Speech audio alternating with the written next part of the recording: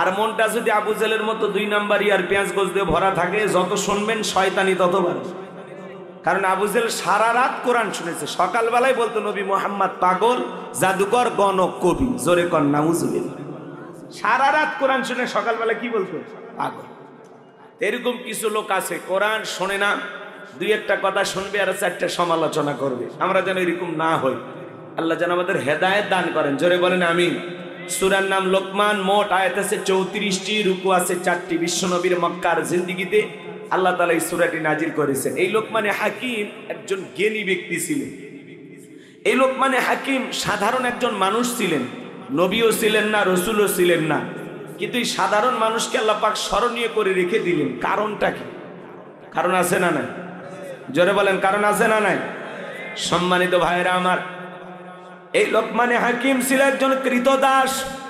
মানুষের বাড়িতে ছাগল চরানোর কাজ করত। সেই রাখাল মানুষটার সম্মান মর্যাদা আল্লাহ কেন বাড়িয়ে দিলেন? এই লোকমানে হাকিম তার কলিজার টুকরা সন্তানদেরকে একত্রিত করে কিছু উপদেশ দিয়েছিলেন, কিছু কথা বলেছিলেন, কিছু নসিহা করেছিলেন, কিছু ওয়াজ করেছিলেন। সেই কথাগুলো আল্লাহ তাআলার কাছে এত পছন্দ হলো, লোকমানে হাকিমের সেই কথাগুলোকে আল্লাহ তাআলা কোট করে কোরআনুল কারীমের ভিতরে তার নামে একটি সূরা নাজিল করলো। বলুন আল্লাহু আকবার। আপনারা কি আদর্শ বাবা হতে চান? জোরে বলেন, চান? আপনার সন্তানকে আদর্শ সন্তান হিসেবে গড়ে তুলতে চান?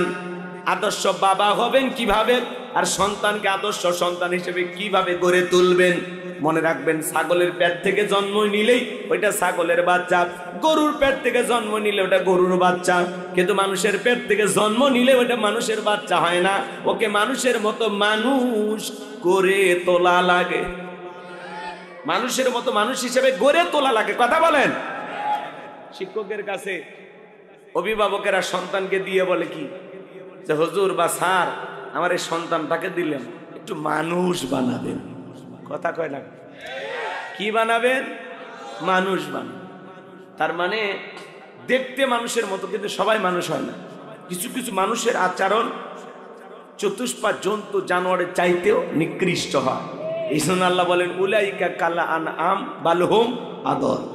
কিছু কিছু মানুষ আছে যাদের আচার চরিত্র ওঠা পেশা চতুষ্পা জন্তু জানোয়ারকে হার মানায়, এর চাইতেও নিকৃষ্ট। নেতানিয়াহুকে যদি আপনারা মানুষ বলেন, বলে তো উনি মানুষ। হ্যাঁ, যে ফিলিস্তিন এইভাবে মুসলমানদেরকে হত্যা করে, আর যাই হোক, একে মানুষ বলা যায়?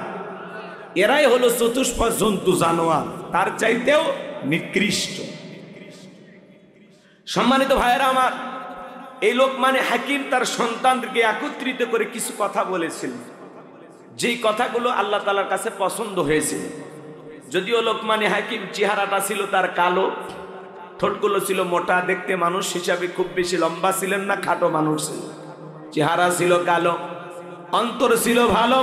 তার জবানের কথাগুলো আল্লাহ তাআলার কাছে এতটাই পছন্দ হলো, এই জন্য আল্লাহ তাআলা তার নামে কোরআনুল কারীমের ভিতরে একটি সূরা নাজিল করলো। বলুন আল্লাহু আকবার। সেই লোকমানে হাকিমের জীবনী থেকে আমি কথা শোনাবো বাজান। যদি লোকমানে হাকিমের ঘটনা এবং কাহিনীগুলো বলতে যাই, সারা রাত চলে যাবে, এত কথা বলে শেষ করা যাবে না। আমি সংক্ষিপ্ত কিছু কথা আপনাদের সামনে তুলে ধরবো। আল্লাহ যেন তার এই গোলামকে বলার তৌফিক দান করেন। চিল্লা বলেন আমিন। জবান ছেড়ে সবাই একটু মহাব্বতে আমার সঙ্গে তেলাওয়াত করুন। আউযু বিল্লাহি মিনাশ শাইতানির রাজিম। বিসমিল্লাহির রাহমানির রাহিম। বিতাড়িত মুর্দার শয়তানের কাছ থেকে আল্লাহ পাকের কাছে আশ্রয় প্রার্থনা চাচ্ছি। পরম করুণাময় দয়ালু আল্লাহ তাআলা নামে শুরু করছি। আমরা যে কোনো কাজ শুরু করব কার নামে? বলেন তো বাজান, আল্লাহর নামে কাজ শুরু করলে কল্যাণ আছে না নাই? কোরআনুল কারীমের এই বিসমিল্লাহর যে কত শান, কত মান, কত মর্যাদা, কত ফজিলত। অক্ষর আছে 19টি, কিন্তু এর দাম কত জানেন? কথা বলেন না কেন? এই বিসমিল্লাহর কত দাম আপনারা জানেন? গিলাসে চাপ দিলেন আর পানি বিসমিল্লাহ ছাড়াই খেয়ে ফেলে দিলেন, মালিকের নামও নেন না। এরকম মুসলমান আছে না? তো বিসমিল্লাহর 2 মিনিট একটা যদি গল্প বলি আপনারা রাগ করবেন না তো? আল্লাহর এক বুজুর্গ গোলাম একটি দিনই মজলিসে কথা বলতেছিলেন, সেই পাশ দিয়ে একটা হিন্দু মেয়ে হেঁটে যায়। মেয়েটা চিন্তা করলো দেখি তো মুসলমানেরা কি বলবে। কোরআনের আকর্ষণে ওই তাফসিরুল কোরআন মাহফিলে, ওয়াজ মাহফিলে হিন্দু মেয়েটা বসে গেল। আমাদের অনেক মাহফিলে হিন্দুরা আসে না, জোরে বলেন আসে কি? হিন্দু মেয়েটা বসে পড়ে গেল।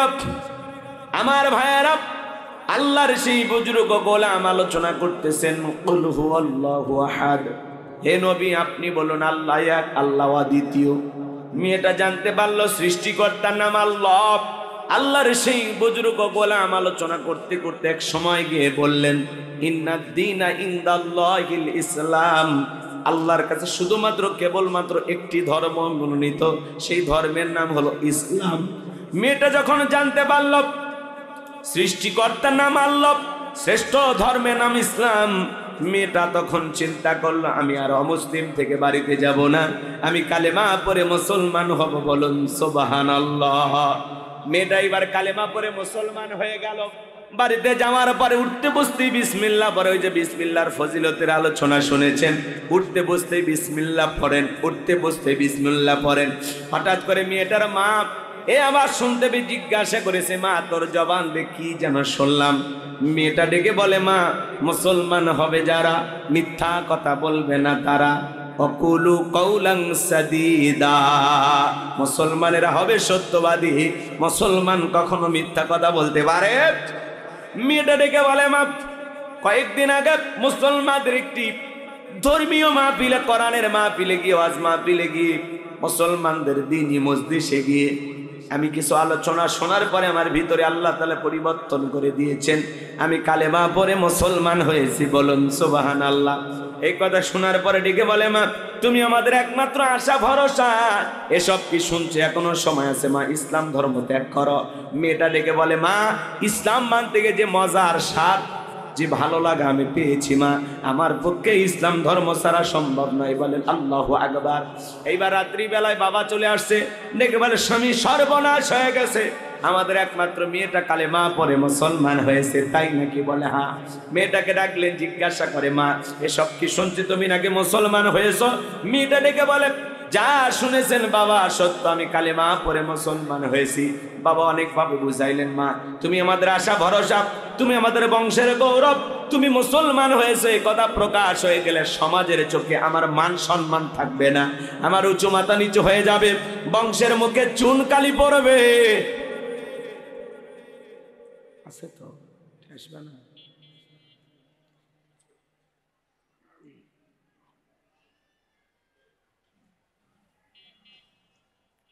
এই কথা শোনার পরে মেয়েটা ডেকে বলে, বাবা যত কথাই বলো আমার পক্ষে ইসলাম ধর্ম ছাড়া সম্ভব নয়। আমার ভাইয়েরা দিল দিয়া কথাগুলো বোঝার চেষ্টা করবেন। বাবা এবার রাগান্বিত হয়ে মেয়ের গালে একটা থাপ্পড় বসায়া দিলেন। মেয়েটা চোখের পানি ছেড়ে দিয়ে কাঁদে আর বলে, বাবা যত খুশি আঘাত করতে পারো, মারতে মারতে যদি আমাকে মেরেও ফেলে দাও, ও বাবা জীবন দিতে রাজি আছি, কিন্তু ইসলাম ধর্ম ছাড়তে রাজি নাই। বলেন আল্লাহু আকবার। বাবা বুঝতে পারলেন মেয়েটা কোনো মতেই ইসলাম ধর্ম ছাড়বে না। এইবার পরের দিন ওই দেশের বাদশার দরবারে চলে গেলেন। ওই দেশের যিনি বাদশাহ ছিল বাজান, তার সিলমোহর মারা একটা আংটি ছিল। প্রত্যেক দিন এই বাদশা এক একজন ব্যক্তির কাছে আংটিটা হেফাজতের দায়িত্ব দিতেন। সেই দিন ওই ব্যক্তির দায়িত্ব পড়ে গেছে। আংটিটা খুলে যখন বাদশা তার হাতে দিয়েছেন আর বলেছে, যাও এই আংটিটা সংরক্ষণ করে রেখে দাও। লোকটা ডেকে বলে, বাদশা আমি নানান টেনশনে আছি, আপনার আংটি যদি আমি হারিয়ে ফেলে দেই, বাদশার নিয়ম অনুযায়ী বাদশা তাকে শলিতে চড়ে ফাঁসি দিয়ে মারে। ইমানদার এই ব্যক্তি তখন ডেকে বলে, আমার পক্ষে আপনার আংটিটা সংরক্ষণ করে রাখা সম্ভব নয়, হারিয়ে ফেলে দিলে আপনি তোমাকে ফাঁসি দিয়ে মারবেন। বাদশা ডেকে বলে, তাহলে কি করবা? বলে, আপনি যদি মনে কিছু না নেন, আমার বাড়িতে আমার একটা মেয়ে আছে, আমি আমার মেয়ের কাছে এই দায়িত্ব দেব। বাদশা ডেকে বলে, আমার কোনো আপত্তি নাই, দেশের আইন সম্পর্কে মেয়েটাকে অবশ্যই অবগত করবেন। বাড়িতে চলে গেল। মেয়েটার হাতে যখন আংটি খুলে দিয়েছে আর ডেকে বলে, মা এটা বাদশার সিলমোহর মারা আংটি, যদি তুমি হারিয়ে ফেলে দাও বাদশা কিন্তু তোমাকে ফাঁসি দিয়ে মারবে, আমি বাবা হয়েও কিন্তু বাঁচাতে পারবো না। মেয়েটা এইবার আমার ভাইয়েরা আংটিটা বিসমিল্লাহির রহমানির রহিম বইলা জামার পকেটে রেখে দিয়েছেন। বাবা রাতের বেলায় কৌশলী মেয়ের ঘরে প্রবেশ করেছেন, জামার পকেট থেকে আস্তে করে আংটিটা চুরি করেছেন। বাড়ির পাশে একটা নদী ছিল, নদীর ভিতরে ছুঁড়ে মারছেন আর মনে মনে ভাবতেছেন, মেয়েরে ও আমার মেয়ে, এই যে বাদশার সিলমোহর আমার আংটিটা নদীর ভিতরে ছুঁড়ে মারলাম, দুনিয়ার কেউ তো দেখতে পাইল না। এই বাদশার সিলমোহর মারা আংটি হারানো অপরাধে বাদশা তোমাকে ফাঁসি দিয়ে মারবে। এই তুমি মুসলমান হয়েছো, প্রকাশও পেল না, সমাজের চোখে আমাকে ছোট হতে হলো না। আপন বাবা হয়ে মেয়ের বিরুদ্ধে এই গভীর ষড়যন্ত্র করলেন, কারণ একটা বাবা হলো বেঈমান আর মেয়েটা হলো ইমানদার। ইমান আনতে গেলে আপন বাবাও সন্তানের বিরুদ্ধে ষড়যন্ত্র করতে পারে, যেমন ইব্রাহিম আলাইহিস সালামের বাবা আজর ঠাকুর। কথা বলে ঠিক না? ইসলাম মানতে গেলে আপন ভাইও ষড়যন্ত্র করতে পারে, যেমন ইউসুফ আলাইহিস সালামের ভাইয়েরা। কথা বলে ঠিক না? ইসলাম মানতে গেলে আপন স্ত্রীও ষড়যন্ত্র করতে পারে, যেমন লূত আলাইহিস সালামের স্ত্রী। কথা বলে ঠিক না? আমার ভাইয়েরা শোনেন, আপন বাবা হয়ে আংটিটা নদীর ভিতরে ছুঁড়ে মারলেন, মেয়েটার বিরুদ্ধে এই যে গভীর একটা ষড়যন্ত্র করলেন। এরপরে মেয়েটার তকদির নসিব ভাগ্য কোন জায়গায় নিয়ে যায়, আমি কি পুরো ঘটনাটাই বলবো? আপনারা কি একটু শুনতে চান? কারা কারা হাত তুলে দেখান তো বাজান। লিল্লাহি তাকবীর। হাত নামান। আমার ভাইরা একটু অপেক্ষা করেন, আমি যে কথা বলতে চাচ্ছিলাম। আমার আল্লাহ রাব্বুল আলামিন বলেন, ওয়ালাকাদ আতাইনা লুকমানাল হিকমাতা আনিশকুর লিল্লাহ ওয়া মান ইয়াশকুর ফাইন্নামা ইয়াশকুরু লিনাফসিহি ওয়া মান কাফারা ফাইন্নাল্লাহা গনিয়্যুন হামিদ। আল্লাহ রাব্বুল আলামিন বলেন, আমি লোকমানে হাকিমকে হিকমত দিয়েছিলাম, জ্ঞান দিয়েছিলাম এবং বলেছিলাম, লোকমান তুমি আমার শুকরিয়া আদায় করো। লোকমানে হাকিম আমি আল্লাহ তাআলার শুকরিয়া আদায় করেছিল। যারা শুকরিয়া আদায় করে সে তার নিজের জন্যই আদায় করে, আর যারা শুকরিয়া আদায় করে না তাদের জেনে রাখা উচিত আমি আল্লাহ অমুখাপেক্ষী, আল্লাহ কারো মুখাপেক্ষী নন। আমরা সবাই আল্লাহর মুখাপেক্ষী। কথা বলেন ঠিক কিনা? আল্লাহুস সামাদ, তিনি কারো মুখাপেক্ষী নন। তামাম পৃথিবীর সব মানুষ তার মুখাপেক্ষী। কথা বলেন, কিন্তু আল্লাহ কারো মুখাপেক্ষী নন। এই জন্য আল্লাহ বলতেছেন, আমি কারো মুখাপেক্ষী নই, আমি আল্লাহ অমুখাপেক্ষী। গনিয়্যুন হামিদ, আমি আল্লাহ নিজেই প্রশংসিত। সুবহানাল্লাহ বলেন। এই জায়গায় মনোযোগ দিয়ে শুনবেন। আল্লাহ বলেন, আমি লোকমানকে কি দিয়েছিলাম? হিকমত দিয়েছিলাম, ইলম দিয়েছিলাম, জ্ঞান দিয়েছিলাম এবং বলেছিলাম, লোকমান তুমি আমার শুকরিয়া আদায় করো। লোকমানে হাকিম শুকরিয়া আদায় করার কারণে লোকমানে হাকিমের সম্মান মর্যাদা কমেছে না বেড়েছে? জোরে বলেন। লোকমানে হাকিম আল্লাহ তাআলার শুকরিয়া আদায় করার কারণে লোকমানে হাকিমকে আল্লাহ তাআলা কিয়ামত পর্যন্ত স্মরণীয় করে রেখে দিলেন। কথা বলে ঠিক না? এই জন্য বান্দা যখন যত বেশি আল্লাহ তাআলার প্রশংসা আদায় করবে, সেই বান্দার তত মর্যাদা আল্লাহ বৃদ্ধি করে দিবে। কথা বলেন ঠিক কিনা? তাহলে আমরা যদি সবাই আল্লাহ তাআলার জিকির করি, আল্লাহ তাআলাকে স্মরণ করি, আল্লাহ তাআলার কৃতজ্ঞতা আদায় করি, আল্লাহকে আল্লাহ বলে ডাক দেয়, এতে কি আমাদের লাভ নাকি আল্লাহর লাভ? ওই যে অনেকে কয় আল্লাহ আল্লাহ। শুকরিয়া আদায় করলে বান্দার লাভ, আল্লাহর কোনো লাভ নাই। না শুকরিয়া আদায় করলে বান্দার লস, আল্লাহর কোনো লস নাই। লাভ ক্ষতি যা সব বান্দা, আল্লাহর কোনো লাভ ক্ষতি নাই। আছে নাকি? আমার ভাইয়েরা, तमाम पृथिवीर मानुष যদি একত্রিত হয়ে আল্লাহকে আল্লাহ বলে ডাক দেয় আমার আল্লাহর সম্মান মর্যাদা বাড়ে না। तमाम পৃথিবীর মানুষ যদি একত্রিত হয়ে আল্লাহকে আল্লাহ বলে না ডাক দেয় আল্লাহর সম্মান মর্যাদা কমে না। আপনি ডাকলেও আমার আল্লাহ আল্লাহ, না ডাকলেও আমার আল্লাহ আল্লাহ। 5 বছর পরে ভোট দিয়ে নির্বাচন করে আল্লাহ হয় না, কথা বলেন ঠিক কি না? কেন আল্লাহর শুকরিয়া আদায় করবেন না? যে আল্লাহ তাআলা পৃথিবীর জমিনে আপনাকে আমাকে এক ফোঁটা নাপাক পানি থেকে সৃষ্টি করলেন, পৃথিবীর জমিনে মায়ের গর্ভ থেকে যখন পাঠিয়ে দিলেন শরীরে কোনো পোশাক ছিল না, উলঙ্গ করে পাঠিয়েছিলেন। আজকে আপনার দেহ ঢাকার মতো পোশাক খেয়ে দিয়েছেন। এই যে শরীরে এত সুন্দর জামা পোশাক পরে আসছেন, এটা কার দেয়া দান? রাগ করেন? মায়ের পেট থেকে আজ পর্যন্ত কোনো মানুষ লাখ টাকার বান্ডিল নিয়ে বের হয়েছে, টাকা নিয়ে আসলেন না, জমির দলিল নিয়ে আসলেন না, কিন্তু আজকে আপনাকে লক্ষ লক্ষ টাকা কে দান করছে? জায়গা জমির মালিক কে বানিয়েছে? কেন আল্লাহর শুকরিয়া আদায় করবেন না? কত মানুষ রেল স্টেশনে পইরা থাকে, ঘুমানোর মতো ঘর বাড়ি নাই, মাথার তলে ইট দিয়ে ঘুমায়, একটা বালিশও নাই। তার চাইতে কি আল্লাহ আপনাকে ভালো রাখে না? কেন আল্লাহর শুকরিয়া আদায় করবেন না? কেন? কত মানুষ রাস্তাঘাটে প্রতিবন্ধী দেখেন না? তার চাইতে আল্লাহ আপনাকে ভালো রাখেনি? পারস্যের কবি শেখ সাদী রহমতুল্লাহ আলাই পায়ে এক জোড়া জুতা নাই, মনটা বড় খারাপ, ডেকে বলেন আল্লাহ আমি পারস্যের এত বড় কবি আর আমার পায়ে এক জোড়া জুতা নাই। পথ চলতে লাগলেন, তাকায়া দেখেন এই জমিনের ভিতরে আল্লাহর এমন একজন বান্দা বসে আছে যার দুইটা পা নাই। শেখ সাদী রহমতুল্লাহ আলাই চোখের পানি ছেড়ে দিয়ে কাঁদলেন, সিজদায় লুটিয়ে পড়লেন আর ডেকে বলে আল্লাহ এই দুনিয়ার জমিনে তোমার এমনও বান্দা আছে যার দুইটা পা নাই আর আমার পায়ে জুতা নাই, আমি মন খারাপ করেছিলাম, আল্লাহ গো আপনি আমাকে মাফ করে দেন, আল্লাহ আপনি আমাকে মাফ করে দেন। তাহলে চিন্তা করেন বাজান, আল্লাহ চাইলে আপনাকে আমাকে পা ছাড়া, হাত ছাড়া, চক্ষু ছাড়া পৃথিবীর জমিনে প্রতিবন্ধী বানায় পাঠাইতে পারতেন, তৃতীয় লিঙ্গের মানুষ হিজড়া বানায় পাঠাইতে পারতেন। কথা বলেন ঠিক কিনা? আল্লাহ চাইলে আপনাকে আমাকে ফকির মিসকিন অসহায় ওই মানুষদের কাতারে আল্লাহ তাআলা আপনাকে আমাকেও পাঠাইতে পারেন কিনা? জোরে বলেন বাজান, পাঠাইতে পারে কিনা? আজকে আপনি ধনী আছেন, কালকে আপনাকে ফকিরি বানায়া দেওয়ার ক্ষমতা আমার আল্লাহর আছে না নাই? কেন আল্লাহর শুকরিয়া আদায় করবেন না?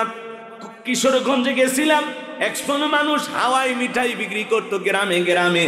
আল্লাহর সেই গোলামকে আল্লাহ 150 বিঘা জমির মালিক বানিয়ে দিয়েছেন। আল্লাহর বান্দা কয়েক বিঘা জমি মসজিদ আর মাদ্রাসায় দান করে দিয়েছেন। তাহলে হাওয়াই মিঠা বিক্রি করা, পথে পথে পড়ে থাকা সেই মানুষটাকেও কোটিপতি বানায় দেন তিনি কি? কেন আল্লাহর শুকরিয়া আদায় করবেন না? এ বাজান গো আমার, এই পৃথিবীর জমিনে কত মানুষ তাকায় দেখেন, চোখে দেখতে পারে না। এক অন্ধ হাফেজ সাহেব ছিল কুড়িগ্রামে, একসাথে খাওয়া দাওয়া করতেছিলাম মাহফিলে গিয়ে, হঠাৎ করে বিদ্যুৎটা চলে গেল। আমি বললাম ভাই তাড়াতাড়ি আলোর ব্যবস্থা করেন। অন্ধ হাফেজ সাহেব আমার হাতটা ধরে বলে আজ 52 বছর হলো আমার চোখে কোনো আলো নাই। ও হুজুর, আমার মা দেখতে কেমন আমি জানি না, বাবাটা দেখতে কেমন আমি জানি না। মা বাবা আমাকে বিবাহ করাইছে, আমার স্ত্রী দেখতে ফর্সা না কালা আমি জানি না। আল্লাহ আমাকে অনেকগুলো সন্তান দিয়েছে, ছেলেগুলো কেমন, মেয়েগুলোর চেহারা কেমন আমি জানি না, আসমান জমিন দেখতে কেমন আমি জানি না, আমার চেহারাটা ফর্সা না কালা আমি জানি না। ও হুজুর, আল্লাহ তাআলা দুনিয়ার জমিনে আমাকে চোখের আলো দেয় নাই, আমি মন খারাপ করি নাই। কিয়ামতের ময়দানে যেদিন আল্লাহ তাআলা আমার চোখের আলো ফিরিয়ে দেবে, ওই দিন চোখের আলো ফিরে পাওয়ার পরে সর্বপ্রথম যেন আমি আমার চোখ দিয়ে আমার মনিব আমার আল্লাহকে আমি যেন দেখতে পাই। একটা অন্ধ ব্যক্তির সান্ত্বনাটা কোথায়? আল্লাহ চাইলে অন্ধ বানাইতে পারতেন, ল্যাংড়া লুলা বানাইতে পারতেন। আল্লাহ চাইলে চেহারা সব ছিল, কথা বলতে পারতাম না, বোবা বানাইতে পারতেন। কথা বলেন ঠিক কিনা? আর রহমান আল্লামাল কোরআন খলাকাল ইনসান আল্লামাহুল বায়ান। আল্লাহু আকবার। আল্লাহ আমাদেরকে সৃষ্টি করেছেন, তিনি আমাদেরকে কথা বলার শক্তি দিয়েছেন। কথা বলেন ঠিক কিনা? আর আমরা যদি বলা হয় ভাই কেমন আছেন, এই যে বলে না, আপনারা সবাই কেমন আছেন? আলহামদুলিল্লাহ। অনেকে বলতে চায় না ভাই কেমন আছেন, ভাই গরিবের থাকা না থাকা আমার মতো ভাই হতভাগার কি আর খবর নেবেন, আসি কোনো মতে, মানে কোনো মতে আসি। এরপরেও সহজে বলতে চান না, অনেক কষ্টের পরে পরে আলহামদুলিল্লাহ। যশোর মাগুরে ঘুরে এসে বলে আলহামদুলিল্লাহ। আপনাকে জিজ্ঞাসা করা মাত্রই আপনি বলবেন ভাই কেমন আছেন, আলহামদুলিল্লাহ। অন্তর থেকে মন থেকে খুশি হয়ে আলহামদুলিল্লাহ বলেন, আল্লাহ আপনাকে ভালো রাখবে। কথা বলেন ঠিক কিনা? আমার এক জাগিরদার ছিল, ফোন দিলে বলতাম বাজান কেমন আছেন, আলহামদুলিল্লাহ আমি ভালো আছি। আপনার কোনো সমস্যা আছে বাজান? তখন বলতেছে না, সমস্যা যদি থাকে তোমাকে কেন বলবো, সমস্যা দিবেন যিনি, সমাধানও করবেন তিনি, আল্লাহ আকবার। আপনার আমার জীবনের যত কথা বন্ধুর কাছে শেয়ার না করে, আপনার আমার জীবনের সবচাইতে আপন কে? আল্লাহ। জোরে বলেন কে? আল্লাহর চাইতে বড় আপন আর কেউ নাই। কথা বলেন ঠিক কিনা? মুমিনের সবচাইতে একমাত্র শুধুমাত্র আপন আল্লাহ। এই জন্য জীবনে যা চাওয়ার আল্লাহর কাছে চাইবেন, যা বলার আল্লাহর কাছে বলবেন। কথা বলেন না? সামনের দিকে যায়, কষ্ট হচ্ছে নাকি আপনাদের? তাহলে সুখে থাকি আর দুঃখে থাকি সব সময় প্রশংসা হবে কার? আল্লাহ চাইলে এই মুহূর্তে আপনাকে আমাকে 8 দিন মেডিকেলে ভর্তি করাইতে পারতো না? জোরে বলেন, সে ক্ষমতা আল্লাহর আছে না নাই? আল্লাহ সুস্থ রেখে মাহফিলে আসার তৌফিক দিয়েছেন। এই সুস্থতা হলো বান্দার জীবনের সবচেয়ে দামি একটি নিয়ামত, বলুন সুবহানাল্লাহ। এই অসুস্থ না হলে বোঝা যায় না যে সুস্থতা কত বড় নিয়ামত। যখন একটু অসুস্থ হয় তখন বোঝায়, আল্লাহ আমি নামাজ কালাম পড়ি, আমারই জ্বর হলো। কথা কয় না? এরকম করে কি না? আমি হাজি মানুষ, আমারই অসুখ আছে না? আরে বাবা, আল্লাহ তাআলা আপনাকে অসুস্থতা দিয়ে পরীক্ষা করে। কি করে? পরীক্ষা করে। এই যে অসুস্থতা, এটা এক ধরনের কি পরীক্ষা। এটা আল্লাহ তাআলার একটা নিয়ামত। আল্লাহ আপনাকে পরীক্ষা করে যে বান্দার একটু রোগ দিলে বান্দা কি কয়। কথা বোঝেন নাই মনে হয়? একটু অনিশ বিষয়ে গেলে আমরা আল্লাহ পর্যন্ত গালি দিয়ে দিই। আল্লাহ আমার বেলা দিয়ে এটা হয়, আল্লাহ বুঝি আমারে ভালোবাসেন। আফসোসে ভুগি, হতাশায় ভুগি, মনে হয় সব সমস্যা আমার। আরে ভাই, আপনার চাইতে আরো বড় সমস্যায় মানুষ ভুগতেছে। কথা বলে ঠিক না? রাগ করেন নাকি আপনারা? তাহলে সুখে থাকি আর দুঃখে থাকি সবসময় প্রশংসা হবে কার? জিগরগাছা বাজারে আপনার একটা দোকান আছে, আলহামদুলিল্লাহ। কত মানুষ এখানে একটা দোকান দেওয়ার জন্য স্বপ্ন দেখে। আপনি সৌদি আরব, মালয়েশিয়া, দুবাই, কাতার, আরব আমির, এগুলো প্রবাসী, আলহামদুলিল্লাহ। বিদেশে থাকেন আপনি, লন্ডন, আমেরিকা, আলহামদুলিল্লাহ। কত মানুষ বিদেশে যাওয়ার জন্য স্বপ্ন দেখে। কথা বলেন। আপনি ভ্যান চালান, রিক্সা চালান, আলহামদুলিল্লাহ, গরিব হইতে পারেন, তাতে কি সমস্যা? আলু ভর্তা দিয়ে ভাত খান, তাও শান্তি আছে। ধনী, টাকা আছে, কোটি কোটি টাকা, কিন্তু শান্তি নাই। স্বামী স্ত্রীর মধ্যে দাও তুরেলে সম্পর্ক, বউ আলাদা রুমে ঘুমায়, স্বামী আলাদা রুমে ঘুমায়। কথা বলেন না কেন?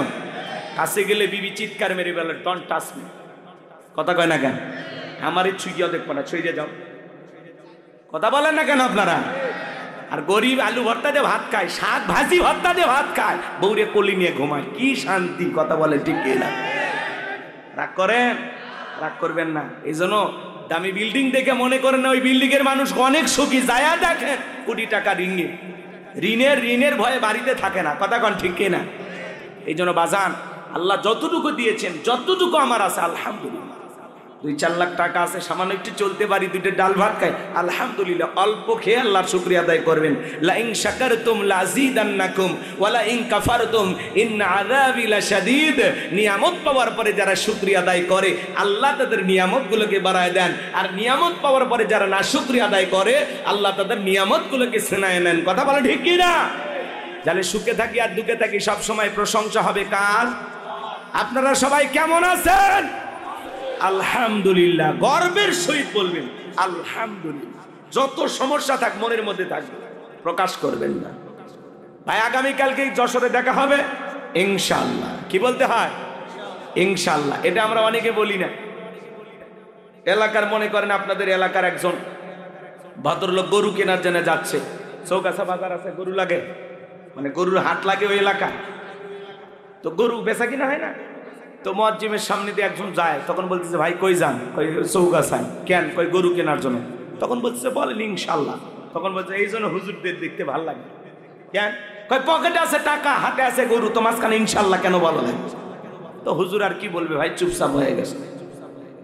এইবার মাগরিবের আগে আগে দেখে ওই একই ব্যক্তি মসজিদের সামনে দিয়ে হাইটে যায়। তখন মুয়াজ্জিম সাহেব জিজ্ঞাসা করছে, ভাই গরু কোথায়? তখন বলতেছে, ইনশাআল্লাহ টাকাটা চুরি হয়ে গেছে, ইনশাআল্লাহ গরু কেনা হয়নি, ইনশাআল্লাহ বাড়িতে যাচ্ছি, ইনশাআল্লাহ পরে দেখা হবে। সে ইনশাআল্লাহ বললো চালান পাতি হারানোর পরে। কথা কি বুঝতে পারতেছেন? তা আমরা এরকম এক মুরব্বী দোয়া পরে পেশাবখানায় যায়, বিসমিল্লাহি ওয়ালা বারাকাতিল্লাহ। আমি তখন বললাম, চাচা এই তো খানা খাওয়ার দোয়া। তখন বলে, হুজুর কোন দোয়া কোন জায়গায় পড়লে আমার মাথা কাজ করে। এরকম লোক আছে না নাই? আমার ভাইয়ারা, সুখে থাকি আর দুঃখে থাকি সব সময় আল্লাহ তাআলার প্রশংসা আদায় করতে হবে। এই জন্য আমার আল্লাহ রাব্বুল আলামিন বলেন, ওয়ালাকাদ আতাইনা লুকমানাল হিকমাতা আনিশকুরু লিল্লাহ ওয়া মান ইয়াশকুরু ফা ইন্নামা ইয়াশকুরু লিনাফসিহি ওয়া মান কাফারা ফা ইন্নাল্লাহা গনিয়্যুন হামিদ। আমার আল্লাহ রাব্বুল আলামিন বলেন, আমি লোকমান হাকিমকে হিকমত দিয়েছিলাম, জ্ঞান দিয়েছিলাম এবং বলেছিলাম, লোকমান তুমি আমার শুকরিয়া আদায় করো। যারা শুকরিয়া আদায় করে সে তার নিজের জন্যই আদায় করে, আর যারা শুকরিয়া আদায় করে না তাদের জেনে রাখা উচিত আমি আল্লাহ অমুখাপেক্ষী, আমি আল্লাহ নিজেই প্রশংসিত। কোন বান্দার প্রশংসার জন্য আমি আল্লাহর দিন থেকে থাকে না। চিৎকার মেরে বলুন সুবহানাল্লাহ। তাহলে সব সময় প্রশংসা হবে একমাত্র কার? খেয়ে থাকি না খেয়ে থাকি, সুখে থাকি আর দুঃখে থাকি, ভালো থাকি আর মন্দ থাকি, হাসপাতালের বেডে থাকি আর ঘরে শুয়ে থাকি, সব সময় জবান দিয়ে যেন প্রশংসা চালু থাকবে কার? তাহলে জবান ছেড়ে সবাই একটু ভালোবাসা নিয়ে বলেন আলহামদুলিল্লাহ। এরপরে আল্লাহ রাব্বুল আলামিন বলেন ওয়া ইয ক্বালা লুকমানু লিবনিহি ওয়া হুয়া ইয়াইযুহু ইয়া বুনাইয়া লা তুশরিক বিল্লাহ ইন্নাশ শিরকা লাযুলমুন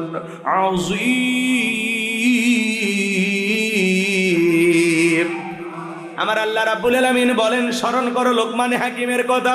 যখন লোকমান হাকিম তার কলিজার টুকরা সন্তানদেরকে একত্রিত করে, যুবকে বসো বসো, 12:30 বাজছে, তোমাদের জন্য স্পেশাল কিছু আলোচনা আছে, বলছি না? তোমরা যুবক আমিও যুবক, তোমাদের মনের অবস্থাটাকে আমি বুঝি না, একটু অপেক্ষা করো। এত অস্থির হয়েছে কেন? আগে তাফসীর বোঝো, তারপরে কথা প্রসঙ্গে সব এসে যাবে। মহিলা যারা আসছেন, মা বোনেরা মন খারাপ করবেন, আপনাদের জন্য স্পেশাল কিছু আলোচনা বরাদ্দ আছে, একটু অপেক্ষা করেন। শুরু করি। এটা কি মেশিন পাইছেন যে সুইচ দিলে এদিক ওদিক খেলি দৌড়াবে? একটা লাইন আছে তো, আটঘাট বাদে নেই। 12:30 পরে যদি আলোচনা শুনে ভালো না লাগে বিকাশ নাম্বার দেবেন, টাকা ফেরত দেবেন। আপনারা ওই যাতায়াতের যে গাড়ি ভাড়া ওইটা ফেরত দিয়ে দেবেন। কয় টাকা খরচ হয়েছে বলবেন, মোটরসাইকেলের তেল অটো ভাড়া যা লাগে দিয়ে দেবেন, কিন্তু 12:30 পরে বলা লাগবে, এর আগে বললে হবে। এই অফার 12:30 পর্যন্ত। কথা কি বুঝতে পারতেছেন? একটু অপেক্ষা করেন বাজান। কোরআনের কথাগুলো শুনতে ভালো লাগে না? এই যে এখানে একজন আলেম বান্দা বসে আছেন, দেখেন তো আমার কথার লাইন ঠিক আছে না? আল্লাহ তাআলা কি বলতেছেন? স্মরণ করো লোকমানে হাকিমের কথা। যখন লোকমানে হাকিম তার সন্তানদেরকে, উনি শুধু মাঠে ময়দানে ওয়াজ নসিহত করতেন না। আপনি সারা জীবন ওয়াজ নসিহত করেন, আপনার বউ বেপরদায় চলে, মেয়ে কথা শুনে না, লাভ আছে। তাহলে ঘর ঠিক করা দরকার আছে না? না, ওয়াজ মাঝে মাঝে ঘরের ভিতরে করা লাগবে, পারিবারিক বৈঠক করা লাগবে, পারিবারিক পরামর্শ করা লাগবে। কি প্ল্যান আপনাদের সন্তানদেরকে নিয়ে? তাদেরকে বলতে হবে বাবা আমি তোমাকে নিয়ে এই স্বপ্ন দেখি। কথা বলেন। নায়ক গায়কের স্বপ্ন দেখলে হবে না, সন্তানকে নিয়ে আলেম বানাইতে হবে, দ্বীনের দায়ী বানাইতে হবে, মুফতি মুহাদ্দিস বানাইতে হবে। কথা বলেন না কেন আপনারা? ডাক্তার ইঞ্জিনিয়ার বানাইতে, ভালো স্বপ্ন দেখবেন। নায়কের বাবা হয় লাভ আছে, গায়কের বাবা হয় লাভ আছে। শোনেন শোনেন, এদিকে শোনেন, সামনে গেলে বুঝবেন। লোকমানে হাকিম তার সমস্ত সন্তানদেরকে একত্রিত করে বলতেছেন ইয়া বুনাইয়া, হে আমার বৎস, হে আমার কলিজার টুকরা সন্তান, হে আমার হৃদয়ের স্পন্দন, আল্লাহর কোরআন আপনাকে শেখাচ্ছে কিভাবে আপনার সন্তানকে আপনি ডাকবেন। সুবহানাল্লাহ, আদর করে ডাকতে হবে। ইয়া বুনাইয়া, হে আমার বৎস, হে আমার কলিজার টুকরা সন্তান, হে আমার হৃদয়ের স্পন্দন। কিন্তু আমরা সন্তানদেরকে আদর করে ডাকি না, নাম রাখছে বল্টু। বলেন তো আজ পর্যন্ত কোনো মাহফিলে যা শুনছেন, এখন আপনাদের সামনে ওয়াজ করবেন হযরত মাওলানা বল্টু সাহেব, শুনছেন? এই বল্টুটা জীবনে কিছু হতে পারে? এগুলো নাম রাখবেন না। বল্টু, nut, screw, bullet, tyre, fire আছে না, আজে বাজে নাম রাগ কইরেন না। হাসি খুশি, মায়া, জয়া, জনি, সনি, কি নামের স্টাইল আছে না ভাই? এগুলো নাম রাখবেন, ইসলামিক নাম রাখবেন। আল্লাহর কাছে দুইটা নাম প্রিয়, একটা আব্দুল্লাহ আর একটা আব্দুর রহমান। ওলামা ইকরামদের কাছ থেকে শুনে নাম রাখবেন। কথা কন নাকি আপনারা? আমি যদি আপনাদেরকে প্রশ্ন করি আপনার সন্তান আপনার কাছে কয়টি হক পাবে বলতে পারবেন? বলেন কয়টি? অনেকে বলতে পারবেন না। আপনার সন্তান আপনার কাছে হক পাবে 12টি। জোরে বলেন কয়টি? 12টি। সন্তানের 1 নাম্বার হক কি? সন্তান জন্মগ্রহণ করার সাথে সাথে একটা ছবি তুলে ফেসবুকে পোস্ট করতে হবে, অনেক কষ্টের পরে বাবা হইলাম। সুবহানাল্লাহ বলবেন না? এটা তো প্রথম কাজ। সন্তান আসতে দেরি, সেলফি তুলতে দেরি নেই, ফেসবুকে দিয়ে দেয় মামা হইলাম, চাচ্চু হইলাম। ওই সন্তানের আবার খালা ফুফু থাকলে ওরা, ওদেরও ফেসবুক আইডি থাকলে ওরাও পোস্ট করে অনেক কষ্টের পরে খালা হইলাম। কষ্ট পাইল মা আর কষ্ট পাইছে খালা। এ কথা বলেন আপনারা? কি জামানা আইসা পড়ছে, যেই মহিলা বাচ্চা ডেলিভারি করছে ওই মহিলা ওই হাসপাতালের বেডে শুইয়া ওই অবস্থায় বাচ্চা কোলে নিয়ে একটা সেলফি তুলে ফেসবুক আইডি দিয়ে বলে অনেক কষ্টের পরে মা হওয়ার স্বাদ বুঝলাম। কথা কয় না? কি বলেন? সন্তানের প্রথম হক সেলফি তুলে ফেসবুকে দেওয়া, 1 নাম্বার হক এটা না? কি সন্তান জন্মগ্রহণ করার সাথে সাথে ছেলে হোক মেয়ে হোক 1 নাম্বার দায়িত্ব কানে আজান দেয়া। কথা বলে ঠিক না? সেলফি তোলার ঠেলায় 3 দিন পার হয়ে যায়, আজান দেওয়ার কথা মনে থাকে না, এরকম মুসলমান আছে না নাই? 2 নাম্বার তাহনিক করা। কানে জয় বাংলা বলবেন ভালো, ওগুলার বইলেন না। অনেক বলছেন স্লোগান হবে কার নামে? নেতার নামে স্লোগান দিয়ে লাভ আছে, দলের নামে স্লোগান দিয়ে লাভ আছে? স্লোগান হবে আল্লাহর নামে। অরব্বাকা ফাকাব্বির, তাকবীর হবে রবের নামে, স্লোগান হবে রবের নামে। যেই জমিনে আল্লাহর শ্রেষ্ঠত্ব বরত্ব ঘোষণা করা হয় ওই জমিনে শয়তানি শক্তি প্রতিষ্ঠিত হতে পারে। শোনেন শোনেন এদিক। 2 নাম্বার কি বললাম? তাহনিক করা। বুঝলেন না তো? আলেমদের কাছে নিয়ে যাবেন, ওলামায়ে কেরাম কি করবে? একটু খেজুর হোক, মিষ্টি দ্রব্য কোনো কিছু হোক, চিবাই একটু বাচ্চার তালুতে অথবা জিহ্বার উপর একটু লাগাই দিবি, এর নামই হলো তাহনিক করা। 3 নাম্বার সুন্দর একটি নাম রাখা, ইসলামিক একটা সুন্দর নাম রাখবেন।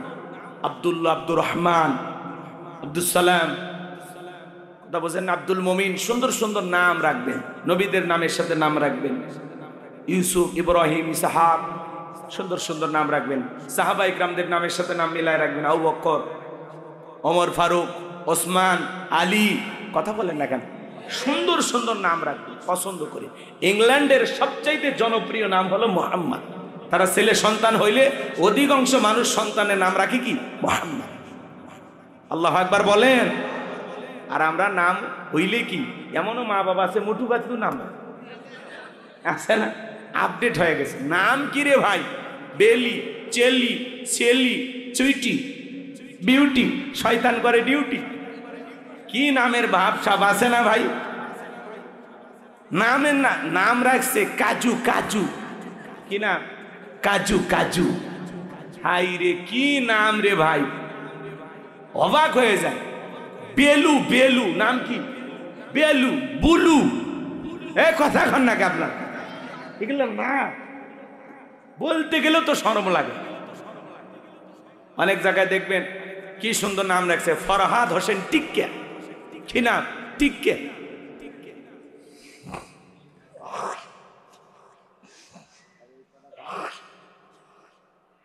বাকিগুলো বলবো, সময় লাগবে। 4 নাম্বার সন্তান হোক তাদেরকে দিন শিখাইতে হবে, কোরআন সুন্নাহর জ্ঞান শিক্ষা দিতে হবে। তা করেন, ওইদিকে গেলে 1.5-2 ঘন্টা লেগে যাবে বাজান, ওইদিকে আমি যেতে চাচ্ছি না। আপনাদের উদ্দেশ্যে যে কথা বলে দিয়ে যাই, লোকমানে হাকিম তার সন্তানদেরকে আদর করে গিয়ে বলতেছেন, ইয়া বুনাইয়া, হে আমার বৎস, হে আমার কলিজার টুকরা সন্তান, হে আমার হৃদয়ের স্পন্দন, লা তুশরিক বিল্লাহ, আল্লাহর সাথে কখনো কাউকে শরীক করা যাবে না। ইন্না শিরিকা লা যুলমুন আযীম, এই শিরিক হলো সবচাইতে বড় জুলুম, সবচাইতে বড় অপরাধ, সব পাপের বড় পাপ নাম হলো শিরিক। একটা ছেলে ডেকে বলে, আব্বা আমারে দেওয়াজ নসিহত হবে না, আমারে দিয়ে ইমামতি হবে না, আপনি টাকা দেন, আমি ব্যবসা বাণিজ্য করব, বিজনেস করব। লোকমানে হাকিম ডেকে বলে, ছেলে রে টাকা দেবো কোথা থেকে, টাকা তো আমার কাছে নাই। ছেলেটা বড় না সরবান্দা ডেকে বলে, আব্বা আমার দেওয়াজ নসিহত হবে না। আপনারা বলেন তো বাজান, আলেমের বেটা সবাইকে আলেম হয়? ডাক্তারের বেটা সবাইকে ডাক্তার হয়? আলেমের বেটাও জালেম হয়, ডাক্তারের বেটাও ডাকাত হয়। কথা বলেন ঠিক কিনা? আবার অনেক সময় জালেমের বেটাও আলেম হয়, ডাকাতের বেটাও ডাক্তার হয়। কথা কন কে বানায়? মনোযোগ দিয়ে কথাগুলো শুনে যান বাজান।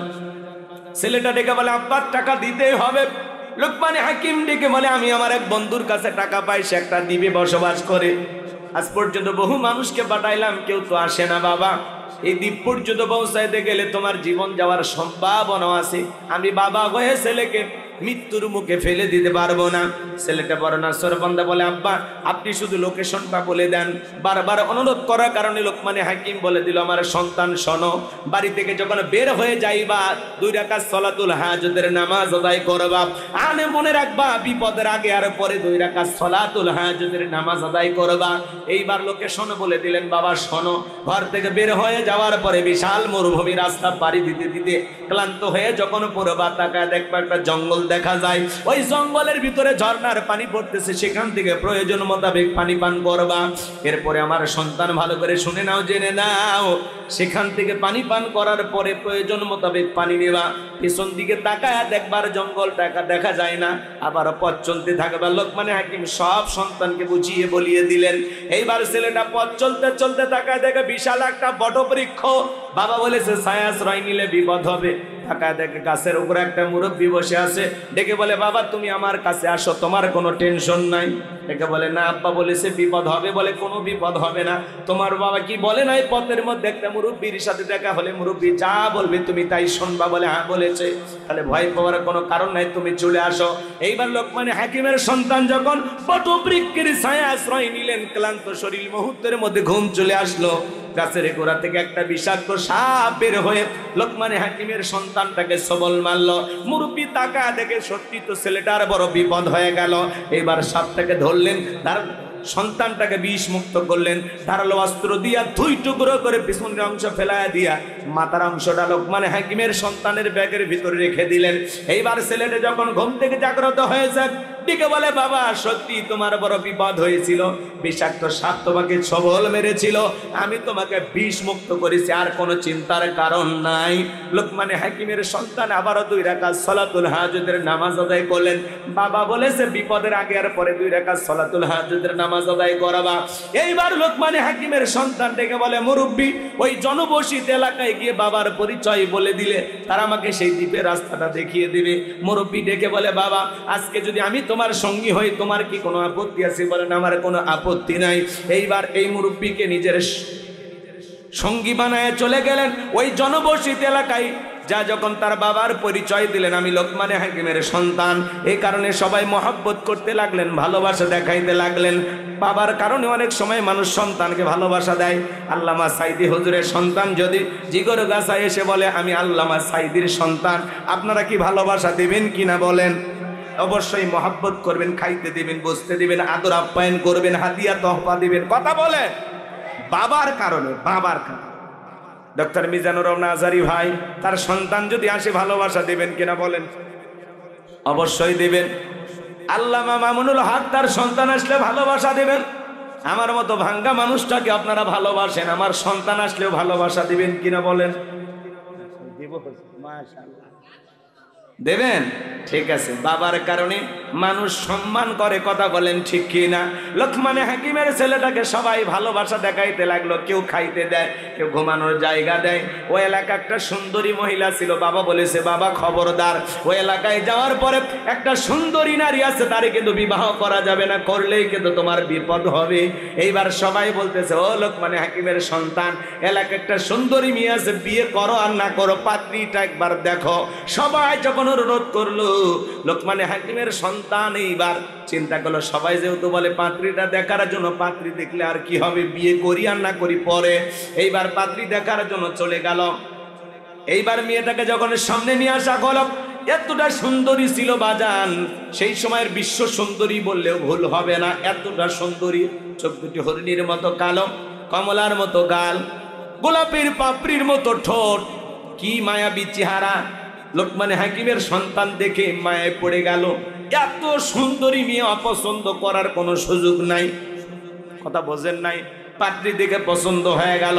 সবাই এবার দেখে বলতেছে, বাবা মেয়ে কি পছন্দ হয়েছে? কেমনে? বলে না, এত সুন্দর মেয়ে কেমনে বলবে আমার পছন্দ হয় নাই?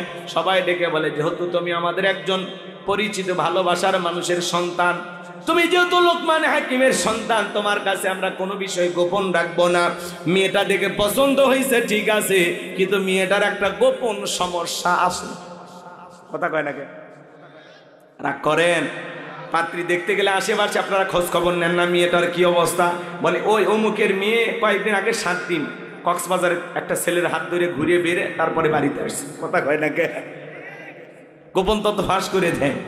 রাগ করছেন? পাত্রী দেখতে গেলে ছেলে, তোমাদেরকে বলছি খবরদার, বন্ধু বান্ধব সাথে নিয়ে যাইবা না। অনেকে বন্ধু বান্ধব আত্মীয় স্বজন 14 গোষ্ঠী নিয়ে যায়। কে বলেছে বাবা? আচ্ছা তোমার বন্ধু, তোমার দুলে ভাই, তোমার আত্মীয় স্বজন এই যে যায়, যে পাত্রী দেখে, দেখে জায়েজ আছে? জায়েজ আছে? পাত্রী দেখতে গেলে কারে নিয়ে যাবা? মা আর তোমার বোনকে সাথে নিয়ে যাইবা। শোনো শোনো, খবরদার খালার ভাবিকে নিবা না। খালা যদি সাথে নাও, মেয়ে দেখতে যতই সুন্দর হোক, বলবে না না এর সাথে আমার লাভলি ভালো আছে। তার মানে বাড়িতে একটা কে আছে? লাভলি আছে। লাভলি কার মেয়ে? খালার মেয়ে। কথা কয় না কে? খালা চাইবে যে বিয়েটা লাভলির সাথেই হোক। কথা কয় না কে? আর ভাবি কখনো চাইবে না তার চাইতে বেশি সুন্দরী কোনো মেয়ে ওই বাড়ির বউ হয়ে বাড়িতে যাক, কারণ তাতে ভাবির কদর কমে যাবে, আদর যত্ন কমে যাবে। ভাবি চাইবে ভাবির চাইতে যেন কম সুন্দরী বউ হয়। কথা বলে ঠিক না? এই জন্য দুইজন মহিলাকে নেওয়া যাবে না, কিন্তু মা চাইবে আমার ছেলের বউটা যেন চাঁদের মতো সুন্দরী হয়। বোন চাইবে আমার ভাইয়ের যেন একটা সেই সুন্দরী ভাবি হয়, কারণ বোন আর মায়ের মধ্যে কোনো ষড়যন্ত্র নাই, নির্ভেজাল। রাগ করেন? তাহলে পাত্রী দেখতে কারে নিয়ে যাবা? মা আর বোনকে নিয়ে যাবা। রাগ করতেছেন নাকি? বিয়ে করছেন তার কি করার, সেটা বলতেছেন। তার মানে কি আর একবার রিস্ক নেবেন? ভাবি যদি জানে তা আপনার খবর আছে। রাগ করতেছেন নাকি আপনারা?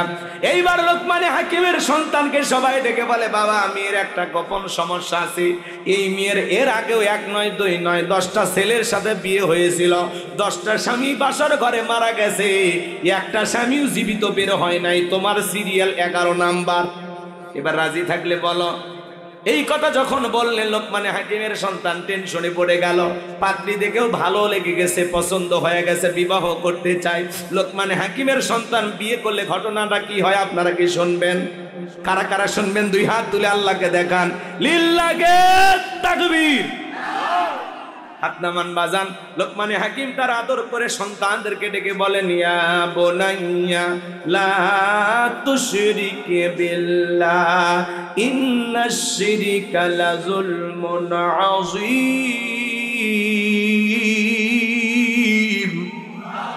ডেকে বলেন, হে আমার বর্ষ, হে আমার কলিজার টুকরা সন্তান, হে আমার হৃদয়ের স্পন্দন, লা তুশরিক বিল্লাহ, আল্লাহর সাথে কখনো কাউকে শরীক করা যাবে না, আল্লাহর সমকক্ষ কাউকে স্ত্রী করা যাবে না। ওয়ালাম ইয়াকুল্লাহু কুফুয়ান আহাদ, আকাশ আর জমিনে আল্লাহর সমকক্ষ, আল্লাহর সমতুল্য আর কেউ নাই। ইন্না শিরিকা লাযুলমুন আযীম, এই শিরিক হলো সবচাইতে বড় জুলুম, সবচাইতে বড় অপরাধ। সব পাপের বড় পাপ নাম হলো শিরিক।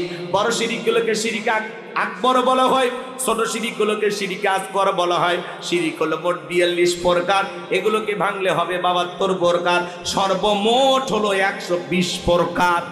এতগুলো কথা যদি আপনাদের সামনে তুলে ধরতে চায়, রাতের পর রাত কেটে যাবে, আলোচনা শেষ হবে না। গভীর মনোযোগ দিয়ে শুনবেন বাজান। সমাজে অনেক শিরিক আছে, প্রচলিত অনেক শিরিক, আপনি আমি নিজেও করে থাকি মনের অজান্তে। একটু শিরিক সম্পর্কে আমাদের ধারণা নেওয়া দরকার আছে না নাই? মাজারে সিজদা দেওয়া কি শিরিক? কথা বলে না কেন? মাজারে সিজদা দেওয়া, আপনি মাজারে সিজদাতে কি চান? মাজারে পীর সাহেবের কি ক্ষমতা আছে আপনাকে কোনো কিছু দিতে পারে? সিজদা মাজারে না, সিজদা হবে মসজিদে। কথা বলে ঠিক কি না? পীরের পায়ে সিজদা দেওয়া শিরিক, নেতার পায়ে সিজদা দেওয়া শিরিক। আল্লাহ ছাড়াই মাথা দুনিয়ার কারো কাছে নত করা যাবে না। ইয়্যাকা না'বুদু ওয়া ইয়্যাকা নাস্তাঈন, তোমার ইবাদত করি, তোমার গোলামি করি, সাহায্য তোমার কাছে চাই। যদি জীবনে কোনো কিছু চাওয়া লাগে, চাইতে হবে মাজারে নাকি আল্লাহর কাছে? পীরের কাছে নাকি আল্লাহর কাছে? অনেক মানুষ আছে, আপনাদের এলাকায় আছে কিনা জানি না, মাথার চুলে জট, বাবার হাতে গাঞ্জার পট, সালা পিন্দা থাকে, তবিল থাকে, তার সব দেখা যায়। ডুগি তবলা বাজায়, লাফালাফি করে, জিকিরি করে, তালা বাবা, সালা বাবা, শিকল বাবা, লাউ বাবা, কদু বাবা। বিড়ি খাওয়ায় মানুষকে মুরিদ দেয়, নাম দিছে বিড়ি বাবা। শরীরে কোনো কাপড় নাই, নাম দিছে ল্যাংটা বাবা। আছে না নাই? এদের গাড়ি লাল বানাইছে, টর্চ লাইট মেরে মুখ খুঁজে পাওয়া যায় না, বগলে চুল দিয়ে বেরি বারে হয়েছে। আর সুন্দরবনে বসলে বান্দরবনের কি অবস্থা? আছে না নাই? ভণ্ড এদের কাছে যায় আর মানুষ গাজার কলকিতে টান মারে আর উল্টা পাল্টা গান গায়। আছে না? আপনাদের এলাকায় নাই তো? মাজার গুলো হলো গাঁজা খাওয়ার নিরাপদ জায়গা। মাজারে গাঁজা খাইলে পুলিশে ধরে না। কথা বলেন? গাজার কলকি দিয়ে এমন টান মারে মাজারে বৈশা ধুয়ে ছেড়ে দেয়, রাস্তাঘাটে পুলিশ দাঁড়িয়ে থেকে মনে করে যে না ওরসের মনে হয় রান্না চলছে। কি এক অবস্থা ভাই সমাজে। আমাদের এলাকায় আছে মহাস্থান মাজার, শাহ সুলতানের মাজার, শেষ বৈশাখীতে ভাই কত মন গাঁজা যে যায়। হা হা, একজন গাঁজা খাইছে ওই বৈশাখ মাসে, একটু ঝড় হয় আর রাস্তার একটু গর্ত গ্যাপ, ওই জায়গায় একটু কি পানি আটকে আছে। এখন ওই গাঁজা খাইছে, বোঝেন না, নিশা টিশা কইরা তো পুরো লোড হয়ে গেছে। তখন বলতেছে এত বড় নদী আমি কেমনে পার হব? মানুষ বলে এই বেয়াক্কেল, ওটা নদী না, ওটা রাস্তার একটা গর্ত, ওই জায়গায় কয় বলে না আমি নদীতে নামবো না। এরকম মাথা লাগছে না? মানে নেশা করলে মানুষের হুঁশ থাকে না, কথা কর না কেন? ওই যে দেখেন না গান গায়, গুরু গাঞ্জা বানাইলে কি দিয়ে টানে টানে মজা পাই, মাইয়া একখান দেখতে পাই। গাঁজা খাইলে বলি মাইয়া দেখা যায়, এই বেটা গাঁজা খাইয়া মাইয়া দেখা লাগবে, কবুল বইলে বিয়ে কর, মাইয়া এমনি দেখি, কথা কর নাকি আপনার? গাঁজা খাইয়া মোজদারি লাল বানাইছে। আহা, কত ভণ্ড যে বেরোইছে।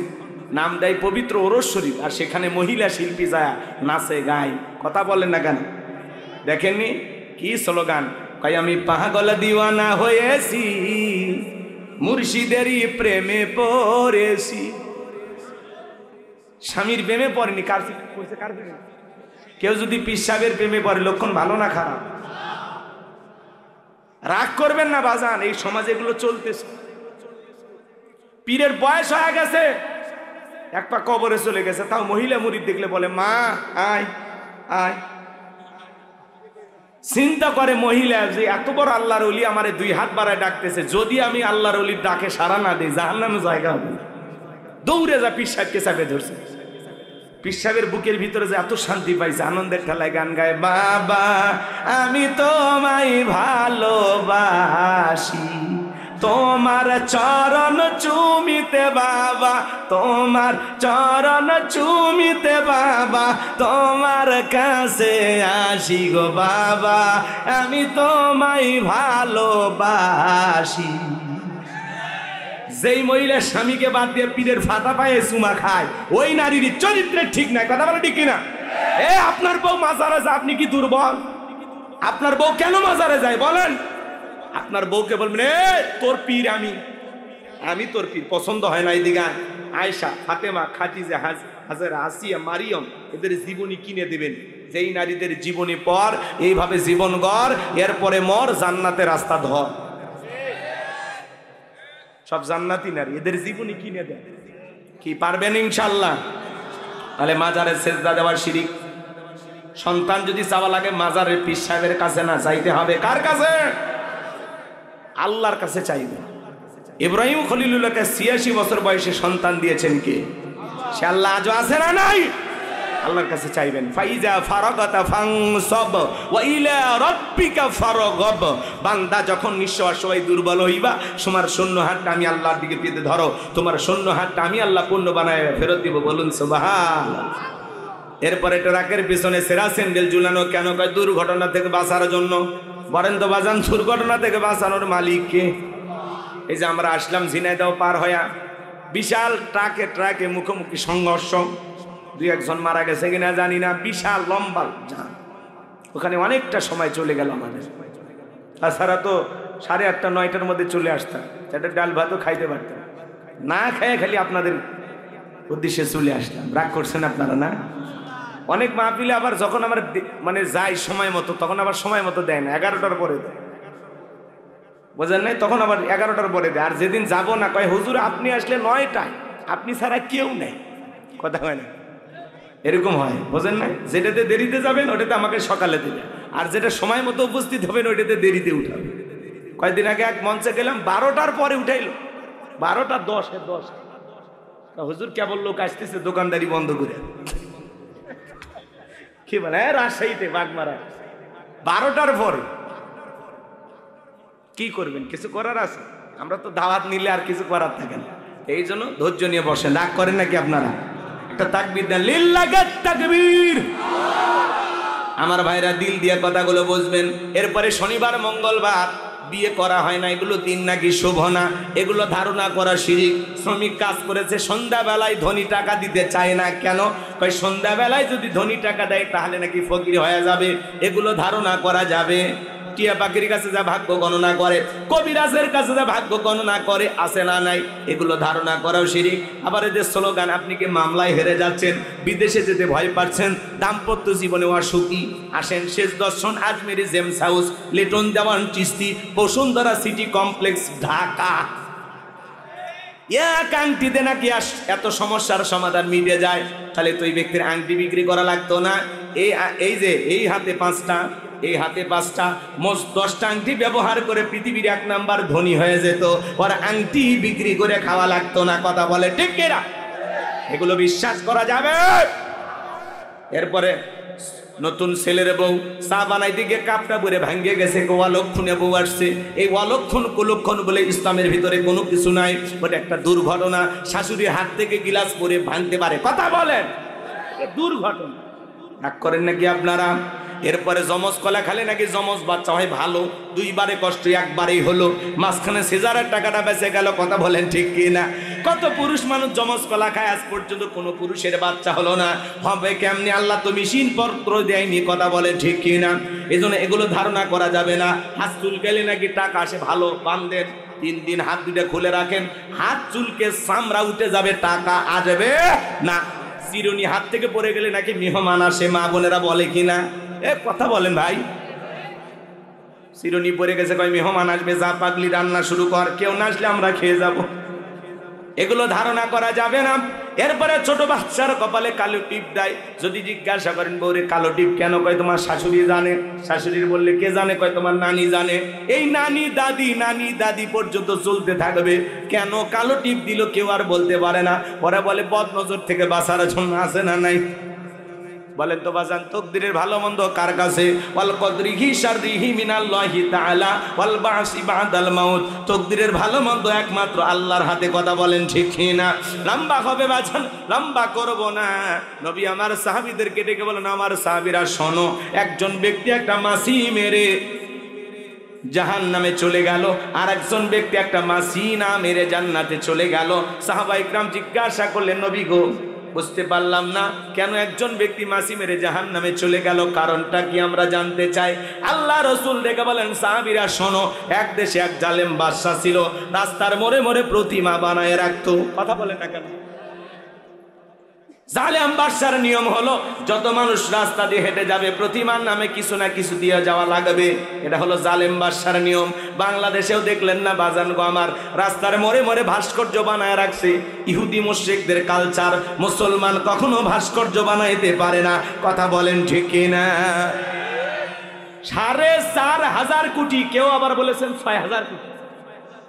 এই 4,500 হোক আর 6,000 কোটি টাকা হোক, এত কোটি টাকা খরচ করে যারা ভাস্কর্য বানাইছে, এই দেশের জনগণের টাকা নষ্ট করেছে। প্রত্যেকটা টাকার পাই টু পাই হিসাব আল্লাহর কাছে দিতে হবে। এই কথা বলেন। যেই দেশের মানুষ খাইতে পারে না, ডাস্টবিনের খাবার করে নেয়, রেল স্টেশনে ঘুমায়, কত বেকার যুবক। একজন নারী তার 500 টাকা 200 টাকার বিনিময়ে দেহটাকে বিক্রি করে পেটের ভাত জোগাড় করে।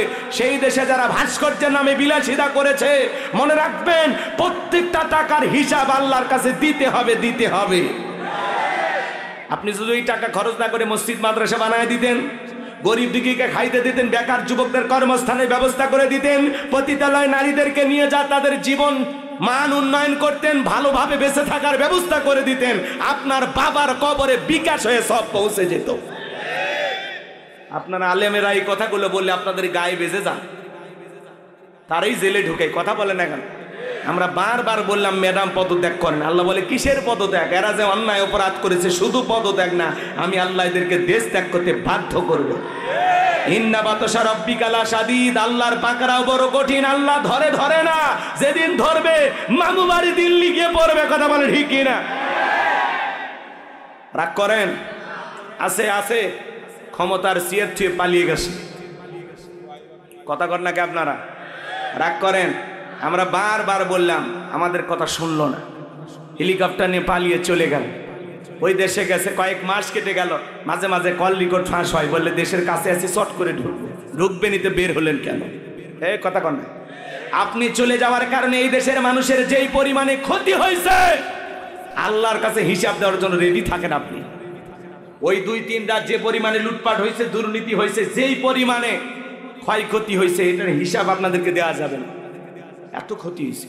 আপনি যদি পদত্যাগ করে জেলেও যাইতেন আপনার নেতাকর্মী ভালো থাকতো, আপনার কোটি কোটি অনুসারী কারো কথা ভাবলেন না, নিজের জীবনটা আগে ভাবলেন। আপনি পদত্যাগ করে জেলে গেলেও জনগণ স্লোগান দিত, আপনার কর্মীরা স্লোগান দিত জেলের তালা ভাঙবো, শেখ হাসিনাকে বের করে আনবো। এই স্লোগানটাও দিতে দিলেন না, পালিয়ে গেল। কয়েক মাস পরে আপনার ফুলের মালা দিয়ে মানুষ বের করে নিয়ে আসতো, কিন্তু আপনি এটা কি করলেন? কথা কর না কেন? আর মেয়ে মানুষ বাইরে কতদিন থাকবেন? আপনি আসেন, যাওয়ার আগে বলে যাননি, আসার আগে বলার দরকার নেই। যে দিক দিয়ে মন চায় আপনি আসেন। এই দেশ আপনার বাবার, এই দেশ আপনার স্বামীর, কথা বলে ডেকে না। আর আমাদের মন অনেক বড়, আপনি আসেন। আমাদেরও খারাপ লাগে দেশের মানুষ কেন বাইরে। বুবু আইবা তুমি আইবা গো, সেই দিন আইসা বুবু চিয়ার পাইবা না। ও বুবু আইবা তুমি আইবা গো, সেই দিন আইসা বুবু ক্ষমতা পাইবা না। খোঁজ নাই বহু কাদের কাকার, অবস্থা খারাপ দরবেশ বাবার, হাউন আঙ্কেল এখন সামনে আসে না। নেতা কর্মী সব জেলের ভিতর, আমি আসি ডরের ওপর, কখন জানি আসে গ্রেফতারি পরোয়ানা। বুবু আইবা তুমি আইবা গো, সেই দিন আইসা বুবু চিয়ার পাইবা না। ক্ষমতার চেয়ার থেকে নামা সহজ, কিন্তু ওই চেয়ারে ওঠা কঠিন। আগামীতে আর যাই হোক সিদ্ধান্ত নেব, আর কোন নারীকে এই দেশের প্রধানমন্ত্রী বানাবো না। আগামীতে যে দলেরই হোক পুরুষ প্রধানমন্ত্রী কারা কারা চান হাত তুলে দেখান। লিল্লাহি তাকবীর। হাত নামান। নারীদের দেখার দিন শেষ, আগামীতে পুরুষের বাংলাদেশ। দেখেন না, মেয়ে মানুষের রাগ বেশি, জেদ বেশি, স্বামীর সাথে ঝগড়া লাগে, হাড়ি পাতিল ভেঙে ফেলে দেয়, স্বামী তুলে আসার মারে, রাগ করে বাড়ি ঘর থেকে বাপের বাড়ি চলে যায়, রাগ করে এই দেশের 20 কোটি জনগণ রেখে পালিয়ে গেছে।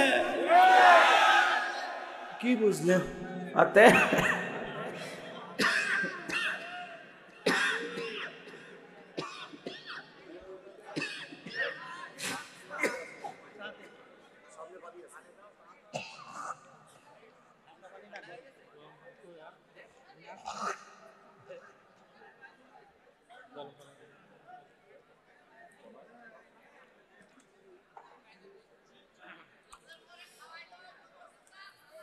রাগ করতেছেন নাকি আপনারা?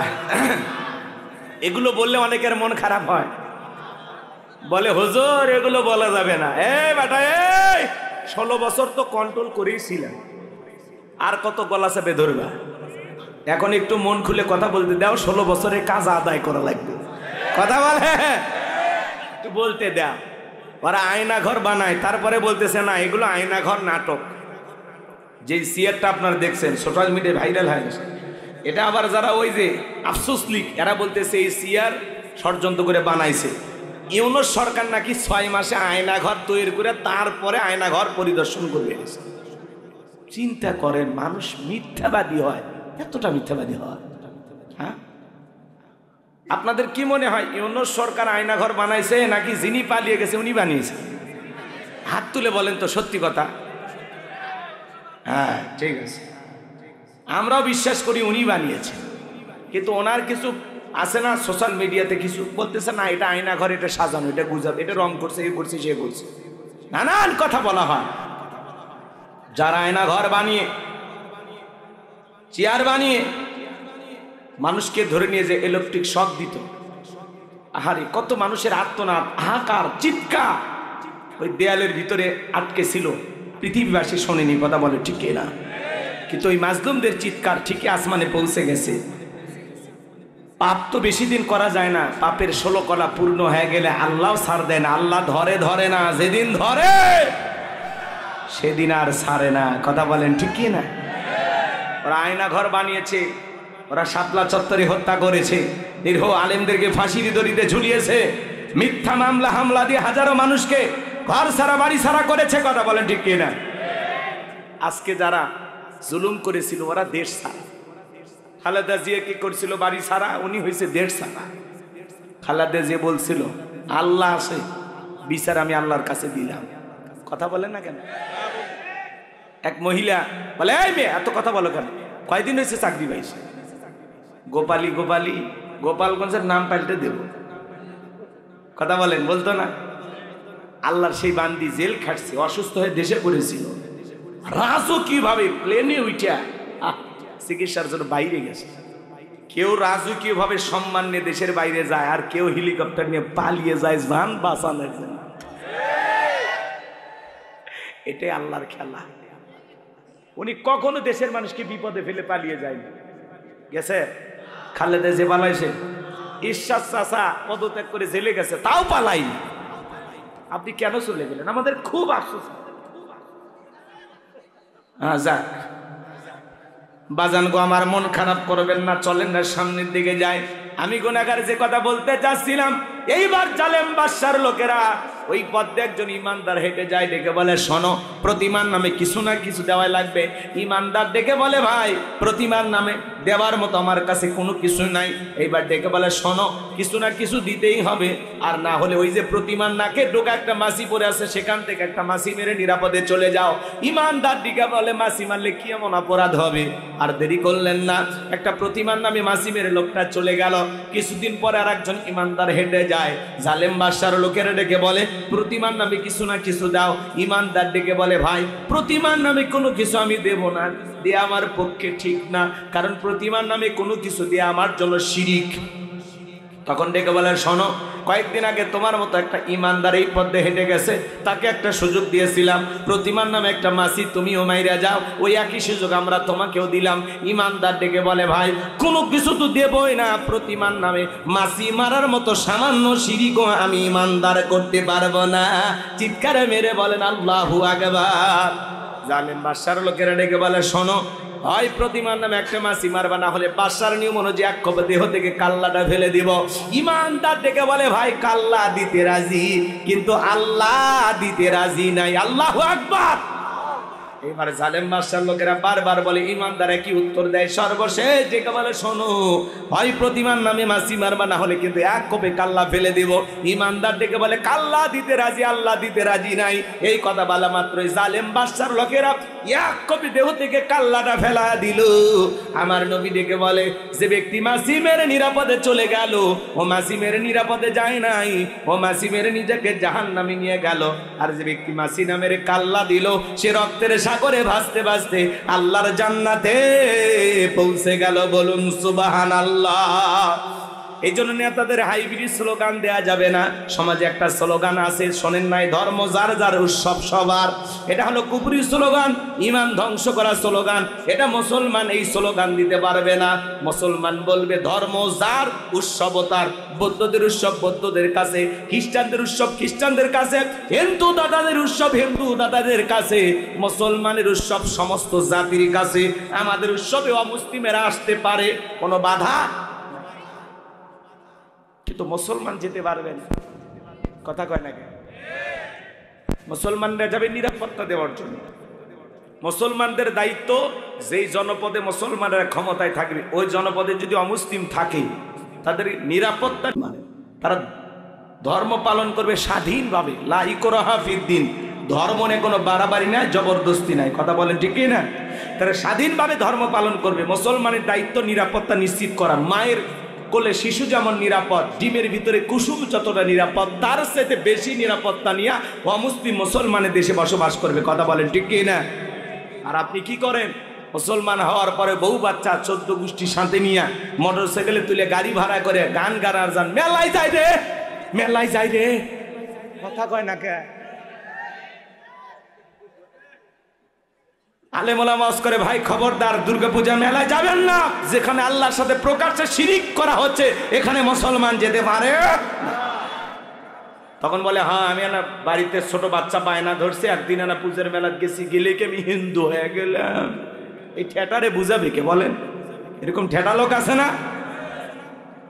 মনে রাখবেন, অমুসলিমদের উৎসবে যাওয়া মুসলমানদের জন্য জায়েজ নাই। যারা নিরাপত্তা দেবে তারা যেতে পারে। এদিক খেয়াল করেন, শোনেন, আমাদের ঈদের নামাজে তারা আসে। কথা বলেন ভাই, জুমার নামাজে আসে, জানাজায় আসে, লাইলাতুল বরাতে আসবে, লাইলাতুল কদরে আসে, আপনি কেন যান? তার মানে অমুসলিমের চাইতে আপনার লজ্জা কম। কথা কন না, কইরেন না। খবরদার, তাদের কোন উৎসবে আপনি যাবেন না। এমনি এক জায়গায় বাজারে বসে চা খাইতে পারেন, গল্প করতে পারেন, কোনো সমস্যা নেই। অমুসলিম অসুস্থ, রক্ত দিয়ে বাঁচান, টাকা পয়সা লাগলে দিয়ে দেন, সহযোগিতা করেন, কথা বলেন। কিন্তু তাদের পূজার উৎসবে আপনি যেতে পারবেন না। বউজার হক সবার মানবেন নাকি? কথা কয় না, মান রাগ করেন আমার কথা। চাকরি যার বেতন সবার মানবেন? পুকুর যার মাছ সবার মানবেন? গাছ যার ফল সবার মানবেন? মানবেন। গাছ যার ফল তার, চাকরি যার বেতন তার, কথা কর। বউ যার হক তার, ধর্ম যার উৎসব তার, ধর্ম যার যার উৎসব তার তার। মনে থাকবে তো ইনশাল্লাহ? তাহলে আজ থেকে কি আমরা শপথ গ্রহণ করতে পারি যে জীবনে কোনোদিন দুর্গা পূজার মেলায় যাব না? হাত তুলে বলেন তো কারা কারা যাবেন না জীবনে কোনোদিন? মনে থাকবে তো ইনশাল্লাহ?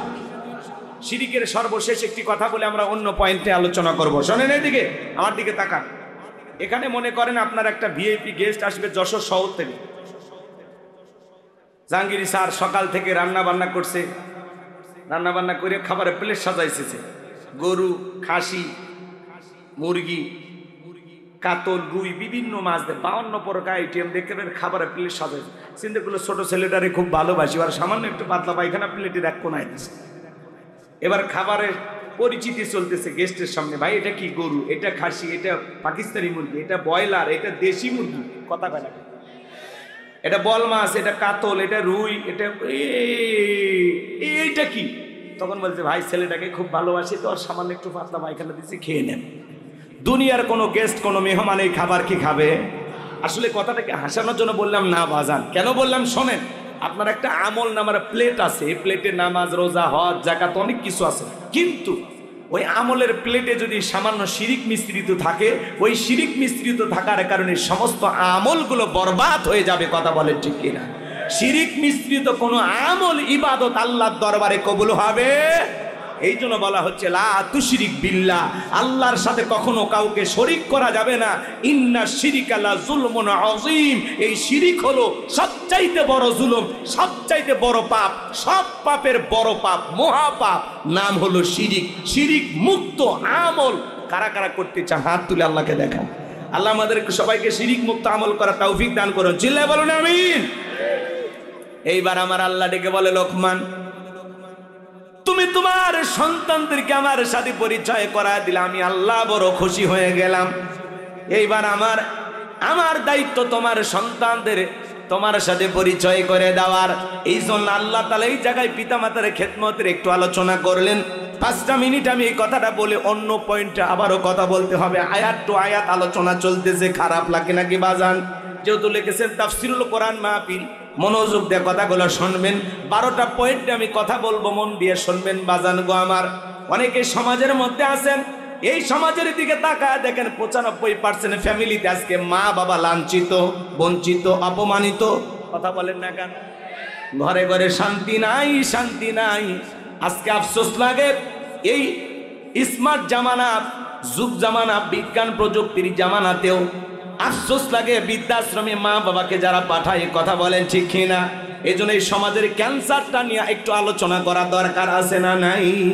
আল্লাহ তাআলা বলেন, ওয়াসাইনাল ইনসানা বিওয়ালিদাইহি হামালাতুহু উম্মুহু ওয়াহানান আলা ওয়াহানিন ওয়া ফিসালুহু ফি আমাইনি আনিশকুরলি ওয়া লিওয়ালিদাইক ইলাইয়াল মাসির। আমার আল্লাহ রাব্বুল আলামিন বলেন, আমি তো মানুষকে নির্দেশ দিলাম তারা যেন মাতা পিতার সাথে সদাচরণ করে, উত্তম ব্যবহার করে। কারণ তার মা কষ্টের পর কষ্ট সহ্য করে সন্তানটাকে গর্ভধারণ করেছে, তুই 2.5 বছর বুকের দুধ পান করাইছে। সুতরাং আমার প্রতি কৃতজ্ঞ হও, মাতা পিতার প্রতি কৃতজ্ঞ হও। তোমরা সবাই তো আমি আল্লাহর দিকে প্রত্যাবর্তন করবা, বলুন আল্লাহু আকবার। এ যশোর জেলার বাবাজিরা, দিলটা নরম করে গুনাহগারের কথাগুলো শুনে যান। আজকে মা বাবার কথা শুনে যদি দুই একজনটা বসা করেন, বুঝে নেব আপনার মা বাবার সাথে মনে হয় সম্পর্ক খারাপ, তাহলে রাগ করেন কেন? 5 মিনিট আপনি আমি একদিন মা বাবা হব না? হন নাই? আপনারা হন নাই? তা আপনি আপনার মা বাবার সাথে যে আচরণ করবেন, আপনার সন্তান ওই একই রকম আচরণ করবে। পিতা মাতার সাথে কেমন আচরণ করা দরকার একটু শোনেন। আমার আল্লাহ ডেকে বলেন, হামালাতুহু উম্মুহু ওয়াহানান আলা ওয়াহানিন ওয়া ফিসালুহু ফি আমাইনি আনিশকুরু লি ওয়া লিওয়ালিদাই।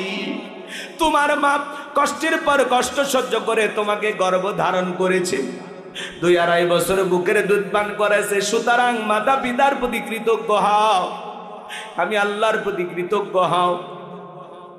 একজন মা সন্তানের জন্য কি পরিমাণে কষ্ট করে বাজার। আপনার বিবি যখন গর্ভবতী হয় তাকায় দেখেন, মায়ের পেটে যখন সন্তান আসে 3-4 মাস মা খাইতে পারে না, আমার বমি বমি হয়। 5-6 মাস যখন অতিবাহিত হয়ে যায়, সন্তানটা যখন আস্তে আস্তে পেটের ভিতরে বড় হয়, ডাক্তারি গবেষণায় বলা হয়েছে বাজান, আপনি আমি মায়ের গর্ভেতে যেই জায়গাটাতে ছিলাম ওই জায়গাটা মাত্র 10 ইঞ্চি। 7 মাস 1 দিন যখন বয়স হয়ে যায়, সন্তানের পা যখন বড় হয়ে যায়, আল্লাহ তাআলা তখন ওই সন্তানের 2টা পা আমার কলিজার সাথে লাগায় দেয়। সন্তান যদি 3 ইঞ্চি 4 ইঞ্চি 5 ইঞ্চি পর্যন্ত লম্বা হয়ে যায়, 5 ইঞ্চি সন্তান পা দিয়ে মার কলিজাটা উঁচু করে ধরে। যে সন্তান সবচাইতে মায়ের গর্ভে কম নাড়াচাড়া করে, ওই সন্তান মায়ের গর্ভে থাকা অবস্থায় 4,500 বার মায়ের পেটে লাথি মারে। হাজী সাহেব আপনিও লাথি মারছেন, আমি হুজুরও লাথি মারছি, জাহাঙ্গীর স্যারও লাথি মারছে, রনি ভাই লাথি মারছে। বাজান একটু মনোযোগ দিয়ে গুণাগারে কথাগুলো শুনে যান। 8-9 মাস যখন হয়ে যায়, মার পেটটা যখন তরমুজের মতো বড় হয়ে যায়, মা ঘুমাইতে পারে না, রাত্রি জাগায় জাগায় কাটায় দেয়। যে মা সন্তান পেটের মধ্যে নিয়ে রাতের বেলায় ঘুমাইতে পারে না, সারা রাত জায়গা নফল নামাজ পড়লে যে সব হয়, মায়ের আমল নামায় আল্লাহ তাআলা সেই সব লিখে দেয়। আমার ভাইরা দিল দিয়া কথাগুলো বুঝুন, বাজে মনোযোগ দিয়ে কথাগুলো শুনে যান। সন্তান ডেলিভারির সময়টা যখন চলে আসে, দুঃখিনী মা গভীর নিশ্চিতে বাবার 2টা পা জড়ায় কান্না করে। মায়ের চোখের পানি যখন বাবার পাকে স্পর্শ করে, বাবা ঘুম থেকে জাগ্রত হয়ে ডেকে বলে, বিবি এত রাত্রি বেলায় কেন তুমি কান্না করো, কি হয়েছে তোমার? ডেকে বলে, স্বামী কত মহিলা সন্তান জন্ম দিতে গিয়ে মারা যায়, আমি যদি মারা যাই আমারে তুমি মাফ করে দিও। এই নাও সংসারের চাবি বুঝায়া দিলাম, বেঁচে থাকলে আবারও দেখা হবে গো স্বামী। এই কথা বলে মা দাইমার ঘরে চলে যায়। প্রসাবের যাতনায় মা দাঁত মুখ কামড়ায়। প্রসাবের যাতনা কি যে ব্যথা, কি যে কষ্ট, দুনিয়ার মা সারা কেউ বুঝবে না। নবীর এক সাহাবী খানায় কাবা তওয়াফ করে মাকে কাঁধে নিয়ে আল্লাহ রাসূল জিজ্ঞাসা করলেন, সাহাবী তোমার কাঁধে কে? বলে, হুজুর আমার মা। বিশ্ব নবী ডেকে বলে, সাহাবী বড় ভালো কাজ করতেছো, মা বাবার খেদমত করার কিসমত তো আমার হয় নাই, বড় ভালো কাজ করতেছো। সাহাবী ডেকে বলেন, হুজুর আমি যে আমার মাকে কাঁধে করি না খানায় কাবা তওয়াফ করলাম, আমি কি আমার মায়ের হক আদায় করতে পেরেছি? বিশ্ব নবী ডেকে বলেন, সাহাবী আল্লাহ যদি তোমাকে কিয়ামত পর্যন্ত হায়াত দেয়, আর তুমি যদি তোমার মাকে কাঁধে নিয়ে খানায় কাবা তওয়াফ করো, তোমার মা তোমাকে জন্ম দেওয়ার সময় প্রসবের যাতনায় আ শব্দ করেছিল, ওই একটা আ শব্দের হক দুনিয়ার কোন সন্তান কিয়ামত পর্যন্ত আদায় করতে পারবে না। বলুন আল্লাহু আকবার। একটা মা কত কষ্ট করে সন্তানের জন্য, মা যে কতটা ত্যাগ স্বীকার করে। 2টা মিনিট যদি আপনাদেরকে ছোট্ট একটা ঘটনা শোনায় দিয়ে রাগ করবেন না বাজান। পাকিস্তান গালেবান বস্তি এলাকার একটি ঘটনা। স্বামী স্ত্রীর দাম্পত্য জীবনে সুখ ভালোবাসার অভাব ছিল না। তাদের ঘর আলোকিত করে একটা পুত্র সন্তান আল্লাহ দান করলেন। ছেলেটার বয়স যখন 4 বছর হয়ে গেল, ছেলেটার বাবা মারা গেল, সুখ আর কপালে সইল না। মহিলা টেনশনে পড়ে গেলেন, কি করব, অন্য আর একটা স্বামী গ্রহণ করলে সে যদি আমার ছেলেটাকে নিজের সন্তান মনে না করে, আমাকে যদি আদর না করতে দেয় আমি মাই কষ্ট সহ্য করতে পারবো না। সন্তানের মুখের দিকে তাকায়া মার দ্বিতীয় বিবাহ করলেন না। মানুষের বাড়িতে চাকরের কাজ করে কিছু ভাত পায়, কিছু খাবার পায়, এই খাবারটা দুঃখিনী মা সন্তানের মুখে আগে তুলে খাওয়ায়, তারপরে নিজে খায়। এরপরে এইভাবে দিনকাল চলতে লাগলো। ছেলেটাকে যখন যুবক হয়ে গেল, সুন্দরী একটা মেয়ের সাথে মা বিবাহের ব্যবস্থা করে দিল। কিছুদিন সংসার ভালোই চলতে লাগলো, কিন্তু বেশি দিন সুখ ভালোবাসা আর টিকলো না। বউ শাশুড়ির মধ্যে যুদ্ধ শুরু হয়ে গেল, কথায় কথায় ঝগড়া লাগে। স্বামী এসে বউরেও গালি দেয়, মারেও গালি দেয়। এইবার বিবি রাগ করে শ্বশুর বাড়িতে চলে গেল। ছেলেটা এসে বলে, মা আপা আমার বউ কোথায়? বলে তোর শ্বশুর বাড়িতে চলে গেছে। শ্বশুর বাড়িতে যায়, বলে কি ব্যাপার বিবি তুমি কেন এসেছ? বলে শোনো, তুমি শুধু তোমার মায়ের পক্ষ নিয়ে কথা বলো, আমার পক্ষ নেও না, এই জন্য আমি আর ওই বাড়িতে যাব না। বলে আজ থেকে আমি তোমার পক্ষ নেব, তুমি যা বলবে আমি তাই শুনবো। বলে আমির সাথে যদি তোমার মা ঝামেলা করে, এইবার কিন্তু তুমি তোমার মাকে নিজের হাতে পিটাইবা। ছেলেটা ছিল বউ পাগল, বউ যা বলে তাই শোনে। এইবার কিছুদিন পরে আবারও যখন ঝগড়া শুরু হয়ে গেল, ছেলেটা রাগান্বিত হয়ে বলে দুঃখিনী মাকে পিটানো শুরু করলো। মাকে মারতে মারতে একটা আঘাত করলেন, কপাল ফেটে রক্ত ঝরা শুরু হয়ে গেল।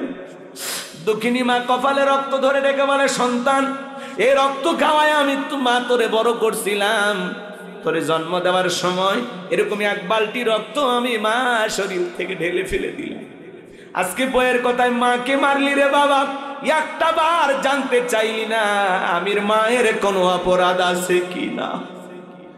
মাঝে মাঝেই মারে, সুযোগ হয়ে গেছে, চান্স পাইলেই মারে মারে, আর ভয় করে না।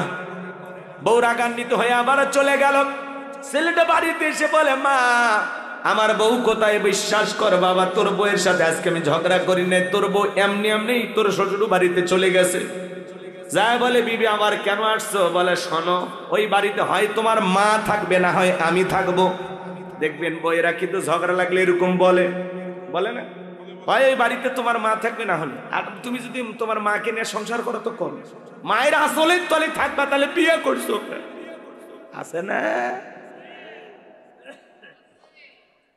প্রত্যেকটা ছেলের বউ যদি শাশুড়িকে নিজের মায়ের মতো ভালোবাসতো, যে না মা দুইটা বকাঝকা দিলে মাইনে নিতাম, তো শাশুড়ি আমার মা। ছেলের বউগুলো যদি কি মনে করে, শাশুড়ি আমার মা।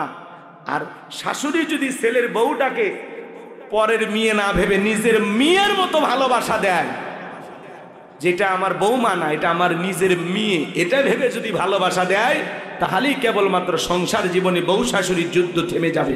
কথা বলেন ঠিক কিনা? তাহলে শাশুড়ির উচিত ছেলের বউকে নিজের মেয়ে মনে করা, আর বৌমার উচিত শাশুড়িকে নিজের মা মনে করা। কথা বলেন তো, এগুলো কি শোনে? মানেন?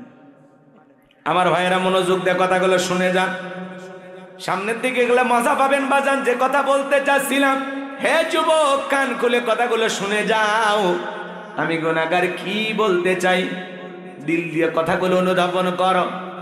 এইবার বিবি ডেকে বলে, শোনো, হয় তোমার মা থাকবে, না হয় আমি থাকবো। বলে তুমি কি বলতে চাও? বলে শোনো, সত্যি যদি তুমি আমাকে ভালোবাসো, তাহলে আমি যা বলবো তুমি তাই করবা। বলে হ্যাঁ তাই করবো। বলো কি করতে বলো। তখন বলে শোনো, তুমি তোমার মাকে নিজের হাতে হত্যা করবা।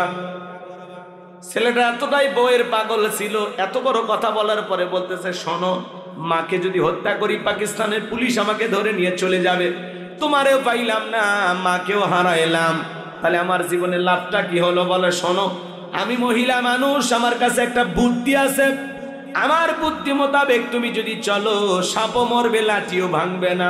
বলে কি বুদ্ধি? বলে আমি যা যা বলবো তুমি তাই তাই শুনবা। বলে ঠিক আছে। এইবার বউ যা বুদ্ধি শিখায় দিলেন। ছেলেটা বাজার থেকে কমলা কিনলো। কমলা কেনার পরে মার দরজায় যা ডাক দেয়, মা দরজা খুলে দাও। দুঃখিনী মা বলে, বাবা তোর আঘাতের চিহ্নগুলো এখনো রক্ত পড়ে, পুষ পড়ে, পানি পড়ে, দরজা খুলে দিলি তুই আমাকে মারবি, আমি মা তোর জন্য দরজা খুলবো না। ছেলেটা হাউমাউ করে কাঁদে আর বলে, মা আর মারবো না, মা অনেক বেয়াদবি করেছি, একটা বার দরজা খুলে দাও মা, আমি আর কোনোদিন তোমাকে মারবো না। বারবার মা মা বলে ডাক দেয়। মায়ের দিল বড় নরম, দরজা না খুলে থাকতে পারলেন না। দুঃখিনী মা দরজা খুলে দিল। এইবার সন্তান মার দুটা পা জড়ায় কাঁদে আর বলে, মা অনেক অন্যায় করেছি গো মা, তোমারে পিটাইছি, ভুলেই গেছিলাম তুমি আমারে জন্ম দিয়েছো, আমার চাইতে বড় হতভাগা কুলাঙ্গার সন্তান বুঝি আর দুনিয়াতে নাই। ও মা, আমাকে তুমি মাফ করে দিও মা। সন্তান যখন মায়ের পা জড়ায় মা মা বলে কান্না করে, দুঃখিনী মার দিলটা নরম হয়ে গেল। মা কি আর সন্তানকে ক্ষমা না করে থাকতে পারে? ডেকে বলে, আমার সন্তান, তোর জায়গা আমার পায় না, তোর জায়গা আমার বুকে। সন্তানকে বুকে জড়ায় নিলেন। ছেলেটা এবার কমলা ছিল, দুঃখিনী মায়ের মুখে একটা কমলার ফালটা তুলে দেয়। দুঃখিনী মা খায় আর ডেকে বলে, বাবা হঠাৎ এত আদর করতেছিস, ব্যাপারটা বুঝতে পারলাম না। ছেলেটা ডেকে বলে, মা মনে তো চাই প্রতিদিন আপনার একটু আদর যত্ন করব, ভালোবাসা দেব, কিন্তু তুমি তো জানো মা, আমি আখের খেতে কাজ করি, আখের গাছগুলো একাই কাটি, একাই পরিষ্কার করি। কেউ যদি আমার সঙ্গে সহযোগিতা করত, আখের গাছগুলো কাটতাম, বেশি করে আখ বাজারে বিক্রি করতে পারতাম, তোমার জন্য নিয়মিত ফলফুট কিনে আনতে পারতাম। দুঃখিনী মা এবার বুঝতে পেরে ডেকে বলে, সন্তান কি বলতে চাও আমি বুঝে গেছি, আর বলতে হবে না, যাও ঘুমাও, আগামীকাল ভোরবেলা থেকে আমি মা তোমার সাথে আখের খেতে যাব। মা যখন রাজি হয়ে গেল, পরের দিন সকালবেলা মা ছেলে চলে গেল আখের খেতে। ছেলেটা কোদাল দিয়ে আখের গাছগুলো কেটে দেয়, আর দুঃখিনী মা নিচের দিকে হয়ে সালটা পরিষ্কার করে। স্ত্রী ষড়যন্ত্র গলত, তোমার মা যখন আখের সাল নিচের দিকে হয়ে পরিষ্কার করবে, কোদাল দিয়ে কবে মায়ের কাল্লাটা কেটে ফেলে দিবা, এরপরে জমিনে গর্ত করবা, ওই কুশারের ক্ষেতের ভিতরে গর্ত করে মাল লাশটা পুঁতে রাখবা, দুনিয়ার কেউ টের পাবে না। কেউ যদি বলে, বৌমা তোমার শাশুড়ি কোথায়, বলবো ঝগড়া লাগে, কই যে চলে গেছে আমি জানি না। ও স্বামী, আমার কথা শুনলে তোমার আর কোনো ক্ষতি হবে না। ছেলেটা প্রস্তুতি গ্রহণ করলো। এইবার বাজান গো আমার আখের গাছ কেটে দেয়, মা নিচের দিকে হয় সাল পরিষ্কার করে। ছেলেটা এবার কোদাল তুলেছে মা দুঃখিনীকে আঘাত করার জন্য, কোদালটা উঁচু করে তুলে ধরেছেন, মাকে একটা কোপ মারবেন। যুবক রে, যে মা তোমার আমারে গর্বে ঠাই দিয়েছে, সেই মা বাবার সাথে কখনো বেয়াদবি করা যাবে না। আল্লাহ বলেন, ওয়াকাদা রাব্বুকা আল্লা তা'বুদু ইল্লা ইয়্যাহু ওয়া বিল ওয়ালিদাইনি ইহসানা। আল্লাহ বলে, আমার ইবাদত করো, আমার ইবাদতের সাথে কাউকে শরীক করো না। আমার ইবাদতের পর তোমাদের দায়িত্ব হলো মাতা পিতার খেদমত করা, তাদের সাথে উত্তম আচরণ করা, ভালো ব্যবহার করা। কখনো পিতা মাতাকে কষ্ট দেওয়া যাবে না, তাদের ব্যবহারে অসন্তুষ্ট হওয়া যাবে না। ওয়াকুল লাহুমা কাওলান কারীমা, সম্মান সূচক আচরণ করো, নম্র ভদ্র বিনয়ী হয়ে কথা বলা। একটা রাষ্ট্রপতি প্রধানমন্ত্রীকে যতটা সম্মান করেন, তার চাইতে বেশি সম্মান মা বাবাকে করতে হবে। সেই মা বাবাকে তুই তাকারি করি। আজকে বন্ধুর দাম বুঝি, জোড়াতালি দেওয়া বন্ধু এসে ভিআইপি দাওয়াত বাড়িতে খায়া যায়, আর বাড়ির পাশে মা বাবা, তাদের ঘরে এক প্লেট ভালো খাবার যায় না। রক্তের আপন ছোট ভাই, তার ঘরে এক প্লেট ভালো খাবার যায় না। আপনি কিসের মুসলমান? কোন দিক দিয়ে জান্নাতে যাবেন? আল্লাহ রাসূল বলেছেন, হুমা জান্নাতুকা ওয়া নারুকা, তোমার পিতা মাতাই তোমার বেহেশত, তোমার পিতা মাতাই তোমার দোজখ। পিতা মাতা খুশি, আরশের মালিক আল্লাহ খুশি। পিতা মাতা বেজার, আরশের মালিক আল্লাহ বেজার। কথা বলে ঠিক কিনা? যেই সন্তান রাগান্বিত হয়ে ঝগড়া কইরা মা বাবাকে বাড়ি থেকে আলাদা করে দেয়, বাড়ি থেকে তাড়ায় দেয়, বৃদ্ধাশ্রমে পাঠাইয়া দেয়, যেই সন্তান মা বাবাকে বৃদ্ধাশ্রমে পাঠাইয়া দিয়েছে, ওই সন্তান নিজের ভাগ্য থেকে জান্নাতকে তাড়িয়ে দিয়েছে। কথা বলে ঠিক কিনা? পিতা মাতার মনে কষ্ট দেওয়া যাবে না। কোন কোন যুবক আছো, মা বাবার মনে কষ্ট দিবা না। পিতা মাতার খেদমত করে তাদের মুখে হাসি ফুটে তাদের দোয়া নিয়ে জান্নাত অর্জন করতে চাও, দুই হাত তুলে আল্লাহকে দেখা। আল্লাহ আমাদের সবাইকে পিতা মাতার খেদমতকারী সন্তান হিসেবে কবুল করুন। ছেলে বলুন আমিন, আর একটু জোরে বলুন আমিন। হাত তামান। এ যুবক, শ্বশুর বাড়ির দেয়া পালসার ডিসকভার পায়ে পাগল হয়ে যায় না। শ্বশুরের সামান্য যৌতুকের একটা মোটরসাইকেল পাইলে পাগল হয়ে যায়। শাশুড়ির দরজা ব্রেক করে ডাক দিয়ে বলে আম্মা। শাশুড়ি কয়, ছোটবেলায় মাদ্রাসায় পড়েছে, গুন্না সব মুখস্থ। কথা বলে। শ্বশুরক ডাক দেয়, আব্বা কেমন আছেন? আব্বা কি খেয়েছি?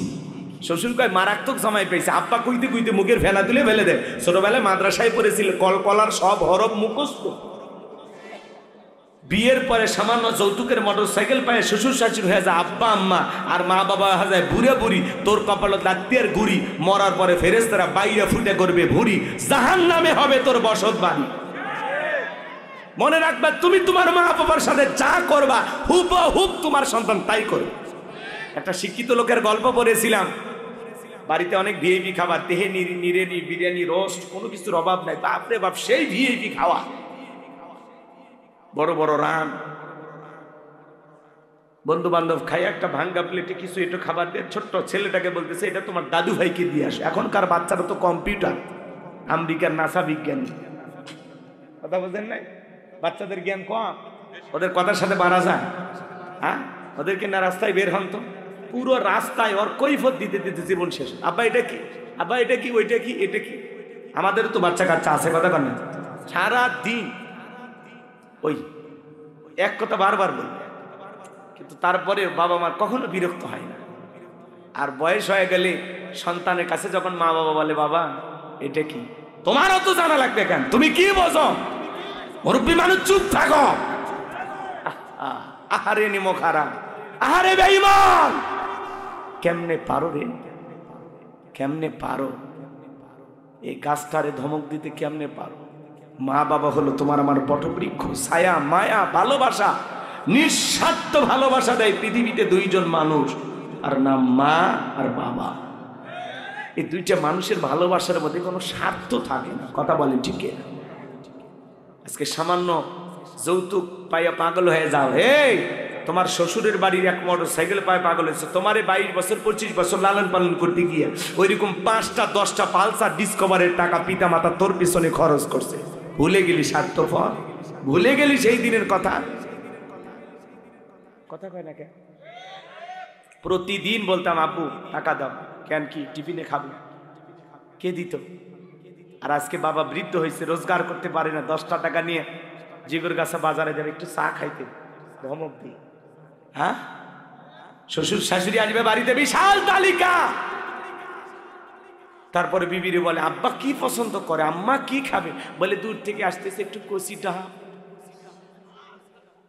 আর মা বয়স হয়ে গেছে, যদি বলে বাবা আমি তো কিচ্ছু খাই না, একটু পান খাই, সোনা আমার যে পান আনবি, কেন আনতে হবে, ধ্বংস করে ফেলে দিচ্ছে। হ্যাঁ, পিতা মাতার জন্য ব্যথার ঔষধ জোটে না, 50-100 টাকার পান আসে না, আর শ্বশুর শাশুড়ির জন্য ডাব আসে। 153টা তালিকা করছে, কি কি খাবে তালিকা, কথা কন না আপনারা? ভাই শ্বশুর শাশুড়িকে ভালোবাসেন, আমরা বলতেছি না যে ভালোবাসবেন না, অবশ্যই তাদেরকে প্রাপ্য সম্মান দিতে হবে, কিন্তু তাই বেশি জলে বলেন রাগ কইরেন না। ওই যে শিক্ষিত লোকের গল্পের কথা বলতেছি, ছেলেটা বলতেছে আব্বু আমরা এত ভালো খাইলাম, দাদুর জন্য এত খাবার, ব্যাপারটা কি? তখন বলতেছে তোর দাদুর বয়স হয়ে গেছে, এই খাবারে চলবে যা। তখন ছেলেটা বলতেছে আব্বু তাহলে আমি প্লেটটা রেখে দিই, ঠিক দাদুর মতো যখন আপনার বয়স হবে এই প্লেটে করে আমিও আপনাকে খাইতে দেব। শিক্ষিত মানুষ বিবেকের দরজা খুলে গেছে, ভাঙ্গা প্লেটের খাবার ফেলে দিয়ে সন্তানকে বুকে জড়ায় বলে বাবা কলেজ বিশ্ববিদ্যালয়ে যা শিখতে পারি না আজকে তোর কাছে তাই শিখলাম। এই কথা বলে বাবাকে স্টোরুমে ফেলাই দিয়েছিল, সেখান থেকে নিয়ে যা 3তলা বিল্ডিং এ তুইলা গোসল করায়, নতুন জামা পরায় দিয়ে আদর আপ্যায়ন করতেছে। বিবি তখন বলতেছে কি ব্যাপার, এই বুইরে ব্যাটারে আবার উপর তুলেন। তখন বলছে চুপ, আজ থেকে আমরা যা খাবো বাবা তাই খাবে, আমরা এই রুমে ঘুমাবো, পাশের রুমে বাবা ঘুমাবে, যদি করিস বাবার সাথে বাড়াবাড়ি 1 2 3 পাঠাইয়া দিব বাপের বাড়ি। বউকে বাসর ঘরে বুঝাইতে হবে, বউ পায়া খালি সেলফি তুলে পাগল হয়ে যায় না, কথা কর। বাসর ঘরে ভিডিও করে নিয়ে ব্যস্ত, সেলফি তোলা নিয়ে ব্যস্ত, নির্লজ্জ বেহায়া কথাকার। বাসর ঘরে ভিডিও করো, তোমার চাইতে ছোট লোক আর কেউ আছে? এই ঘরের জিনিস মানুষকে দেখানো যায়, তোমার বাসর ঘরে ক্যামেরা চলে কিভাবে? নির্লজ্জ বেহায়া। শোনেন, রাগ করেন, আপনারা তো ভিডিও করেননি, তাহলে রাগ করবেন কেন? যারা করছে ওদের লাগতেছে, আপনারা কেউ ভিডিও করছেন? তাহলে এদিকে শোন, রাগ করেন। আমার ভাইয়েরা মন খারাপ করবেন না, আমি যে কথা বলতে চাচ্ছিলাম গভীর মনোযোগ দিয়ে শুনবেন। বাসর ঘরে বিবির সামনে ওয়াজ করবেন, ও আমার বউ, ও সোনা ময়না কলিজা পরাণ পাখি, আজ থেকে তোমার আমার জীবন শুরু হয়ে গেল, আজ থেকে জীবন শুরু, আমি কিন্তু তোমার নাটের গুরু। আমি যা বলবো শোনা তাই তোমার শোনা লাগবে। আমার পিতামাতাকে আমি বড় ভালোবাসি। এক পাতিলে রান্না হবে, জীবনে কোনোদিন পাতিল আলাদা করার জন্য হরতাল অবরোধ করেও লাভ হবে না। কথা কন নাকি? বউরে বুঝায় বুঝায় বলবেন, নামাজ পড়বা, ফরজ পর্দা করবা, কখনো পর্দার খেলাফ যেন না হয়। রমজান মাসে রোজা রাখবা, বিবিরে যতটুকু তোমার সম্ভব হয় আমার খেদমত করবা, এতটুকুই তোমার কাছে চাওয়া। চুল পরিমাণে বেয়াদবি করবা না। কোন কোন আচরণে আমি কষ্ট পাই এমন আচরণ করবা না। যেগুলো আমি অপছন্দ করি এগুলো তুমি অপছন্দ করবা না। একজন নেককার রমণীর গল্প পড়েছিলাম বাজান, ওই ঘটনাগুলো বলতে গেলে আরো লম্বা হবে, আমি ওই দিকে আর যাব না। আপনাদের শুধু এতটুকু বলে দিয়ে যাই, আজকে আপনি আপনার মা বাবার সাথে যে আচরণ করবেন ডায়েরিতে লিখে রাখেন যুবক। একদিন তোমার সন্তান তোমার সাথে ওই একই রকম আচরণ করবে। তুমি যদি তোমার বাবাকে একটা থাপ্পড় বসায় দাও, মনে রাখবা রেডি থাকো, তোমার ছেলে তোমাকে একদিন থাপ্পড় মারবে। গলা ধাক্কা দিয়ে মা বাবাকে বের করে দিলে রেডি থাকো, তোমার সন্তান একদিন তোমাকে বের করে দিবে। এই জন্য পিতামাতার সাথে কখনো খারাপ ব্যবহার করা যাবে না। যারা মা বাবার সাথে খারাপ ব্যবহার করেছো এখনো পা ধরে মাপ নিবা, আজকে যা বাড়িতে মাপ চাইবা।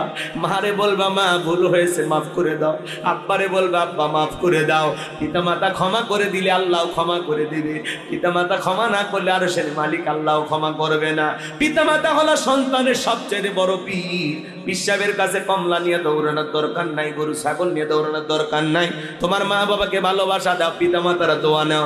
পিতামাতা যদি দোয়া করে রিক্সা চালক ভ্যান চালক থেকে আল্লাহ কোটিপতি বানাইতে পারে। পিতামাতা বদদোয়া দিলে রাস্তার ভিক্ষুক বানাইতে আল্লাহর সময় লাগবে না। 10 তলা 20 তলা বিল্ডিং এর মালিককে আল্লাহ ফকির বানায় শুধুমাত্র বেয়াদবি করার কারণে। কষ্ট হয়? বিরক্ত হইতেছেন আমার কথা? আমি কি শেষ করে দেব ভাই? তাহলে পিতামাতার সাথে কখনো খারাপ ব্যবহার করব না। মা বাবার মনে কখনো কষ্ট দেওয়া যাবে। পিতামাতা যে কত বড় নিয়ামত এটা আমাদের বোঝা লাগে। আহা, মায়ের কোনো তুলনা হয় না। কথা বলেন ঠিক কিনা? সম্মানিত ভাইরা আমার, লোকমানে হাকিম তার কলিজার টুকরা সন্তানদেরকে ডেকে বলতেছেন, আমার সন্তানেরা শোনো।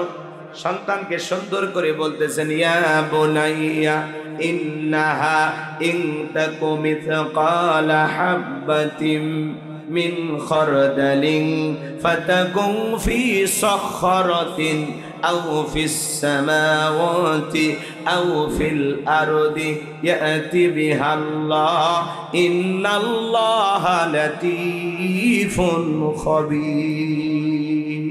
আল্লাহু আকবার। এই মায়ের কথা মনে আছে? ছেলেটা কোদাল তুলে আছে, কথা কয় না কেন? ওই যে আংটির কথা মনে আছে? ভুলে গেছে। লোকমানে হাকিমের সন্তানের কথা মনে আছে? ওয়াজ বাকি আছে, 3টা ওঠা বসা করেন কেন? ধৈর্য নিয়ে বসেন। আমি আসি তো, যশোরেই থাকবো, ফজর পর্যন্ত ওয়াজ করলে সমস্যা নেই। হ্যাঁ, কাল দিনে আছে রাজবাড়ি, তাহলে আমি থাকবো না? কিন্তু যাবো না, আমার তারা নাই। কিন্তু আপনারা চলে গেলে আমি দোয়া করে দেব। একটু কয়েকটা মিনিট আমারে দেন। খারাপ লাগে? খারাপ লাগে?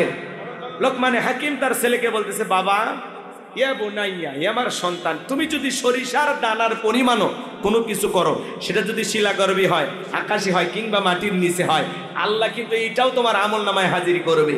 আল্লাহ সূক্ষ্মদর্শী, আল্লাহ সব বিষয়ের খবর রাখেন। কথা বলে ঠিক কিনা? তাহলে গোপন প্রকাশের সব খবর কার কাছে? ছেলেকে বুঝাইতেছে, বাবা হ্যাঁ, গোপনে প্রকাশে কোথাও কোনো কাজ করো না। ভালোটা করলেও আল্লাহ লিখবে, মন্দটা করলেও লিখবে।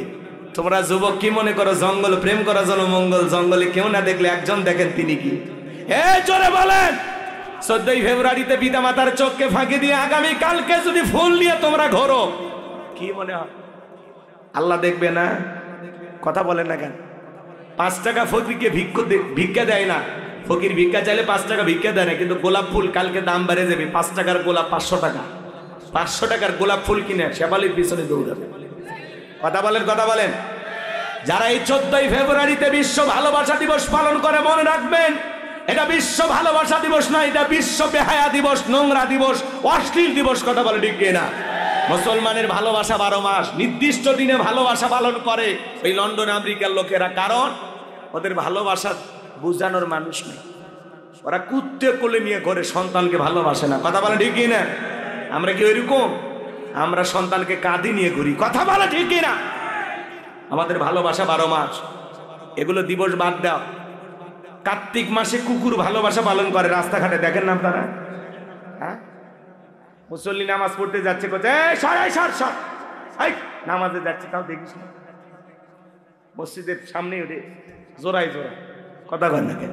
আচ্ছা, কুত্তের কি আদব কায়দা আছে? ওরা কি ভদ্রতা বোঝে? কার্তিক মাসে যেরকম কুকুরের প্রেম বাইরে যায়, এই 14ই ফেব্রুয়ারিতে পার্কের চিপাই চিপাই জোড়ায় জোড়ায় বাকবাকুম যারা করে, এরা ওই কুকুরের স্বভাব পাইছে। এটা ভালোবাসা দিবস না, ওটা হলো কুত্তে কুত্তি দিবস, ওটা অশ্লীল দিবস, ওটা বিশ্ব বেহা দিবস। কথা বলে ঠিক না? এটা মুসলমানের সন্তান পালন করতে পারে। অভিভাবক যারা আছেন, আগামীকালকে আপনার ছেলে যেন বাড়ি থেকে বের না হয়, আপনার যুবতী মেয়েটা যেন ঘর থেকে বের না হয়। কথা বলে ঠিক না? তাছাড়া আপনার ছেলে মেয়ে বাহিরে যা গুণা করবে, বিকাশ হইয়া পার্সেন্টেজ আপনার ভাগেও জমা হবে। রেডি থাকেন। সময় বিরক্ত হয়েছে? কিসের ভালোবাসা দিবস? এই কিসের ভালোবাসা দিবস? ভালো হয়ে যায়, 10 টাকার একটা গোলাপ ফুল নিয়ে যায়, আই লাভ ইউ। ওরে বাবা, এই বিয়ের আগে অবৈধ প্রেম ভালোবাসা করা জায়েজ না হারাম? ওয়াল্লাযীনা হুম লিফুরুজিহিম হাফিজুন। নিজের যৌবনটাকে সংযত রাখো, নিজের যৌবনটাকে কন্ট্রোল করো। মুমিনের যৌবন হোটেলে বিক্রি হয় না, পার্কে বিক্রি হয় না। মুমিন কোনোদিন বিয়ের আগে অবৈধ প্রেম ভালোবাসা করতে পারে না। হে যুবক, 14ই ফেব্রুয়ারিতে কারে গোলাপ ফুল দিয়েছো, কার ওন্না ধরে টান দিয়েছো, প্রত্যেকটা অডিও ভিডিও আল্লাহর কাছে থাকবে। কিয়ামতের ময়দানে জবাব দিতে হবে। কি মনে করো পিতামাতার চোখকে ফাঁকি দিতে পারো, গ্রামের লোকের চোখকে ফাঁকি দিতে পারো? প্রশাসনের দৃষ্টি আকর্ষণ করে আমরা বলতে চাই যে আগামীকালকে পার্কগুলোতে আপনারা তল্লাশি চালাবেন, জোড়ায় জোড়ায় ধরবেন আর কাজী ডাইকা বিয়ে পড়া দিবেন। কথা বলে ঠিক না? অনেক সময় আমরা দেখেছি এই 14ই ফেব্রুয়ারিতে পার্ক থেকে জোড়ায় জোড়ায় ছেলে মেয়েদেরকে ধরা হয়। থানায় তার মা বাবাকে কল দিয়ে ডেকে পুলিশ ডাইকে বলে আপনার ছেলে এই কাম করছে, নিয়ে যান। একটা বাবার জন্য লজ্জা লজ্জা। কথা বলে ঠিক না? আপনার ছেলে মেয়েকে থানায় ধরে নিয়ে যায়, সেখান থেকে আপনাকে ডেকে বলা হয় আপনার ছেলে মেয়েকে আমরা প্রেম করতে গিয়ে গ্রেফতার করছি, ধইরা নিয়ে আসছি। তাহলে বলেন তো এটা বাবা মার জন্য একটা লজ্জার বিষয় না? এই জন্য এগুলো কুত্তা দিবস পালন করা যাবে? এগুলো বিশ্ব ভালোবাসা দিবস না, এগুলো বিশ্ব বেহায়া দিবস। কথা বলে ঠিক না? এই দিনে কত নারী তার সতীত্ব হারায়। কথা বলেন ঠিক না? ও মা, ও বোনেরা, খবরদার, বেপরদায় চলাফেরা করা যাবে না। আজকে যে নোংরামির মূল কারণ হলো এই মোবাইল। কথা বলেন না? মোবাইলের ওজন কম, কিন্তু মোবাইলের মাধ্যমে পাপের ওজনটা অনেক বেশি। কথা বলেন ঠিক কি না? সারা রাত অনলাইনে উল্টাপাল্টা ভিডিও দেখে আর নিজেকে কন্ট্রোল করতে পারেন। এই কথা কন নাকি আপনারা? একা একা কম্বলের ভিতরে অশ্লীল ভিডিও দেখেন। পিতামাতা যখন এসে ধমক দেয়, রুবেল কি করিস, তখন বলে বাংলাদেশের স্বাধীনতার যুদ্ধ হয়েছে 1971 সালে, পড়ার ভান কর। আবার চলে যায়, আবার মোবাইলে দেখে। আছে না না? আছে না না? ও দেশে মোবাইল আইছে, চিঠি বন্ধ হইয়াছে, দিওয়ানা বানাইছে, পোলা মাইয়ার মনের কথা ভাসে বাতাসে। ও দেখো পোলা পানের মন বাদা ফেসবুকে এখন, ও দেখো পোলা পানের মন বাদা ফেসবুকে এখন, মোবাইলে চ্যাটিং কইরা কাটায় সারাক্ষণ।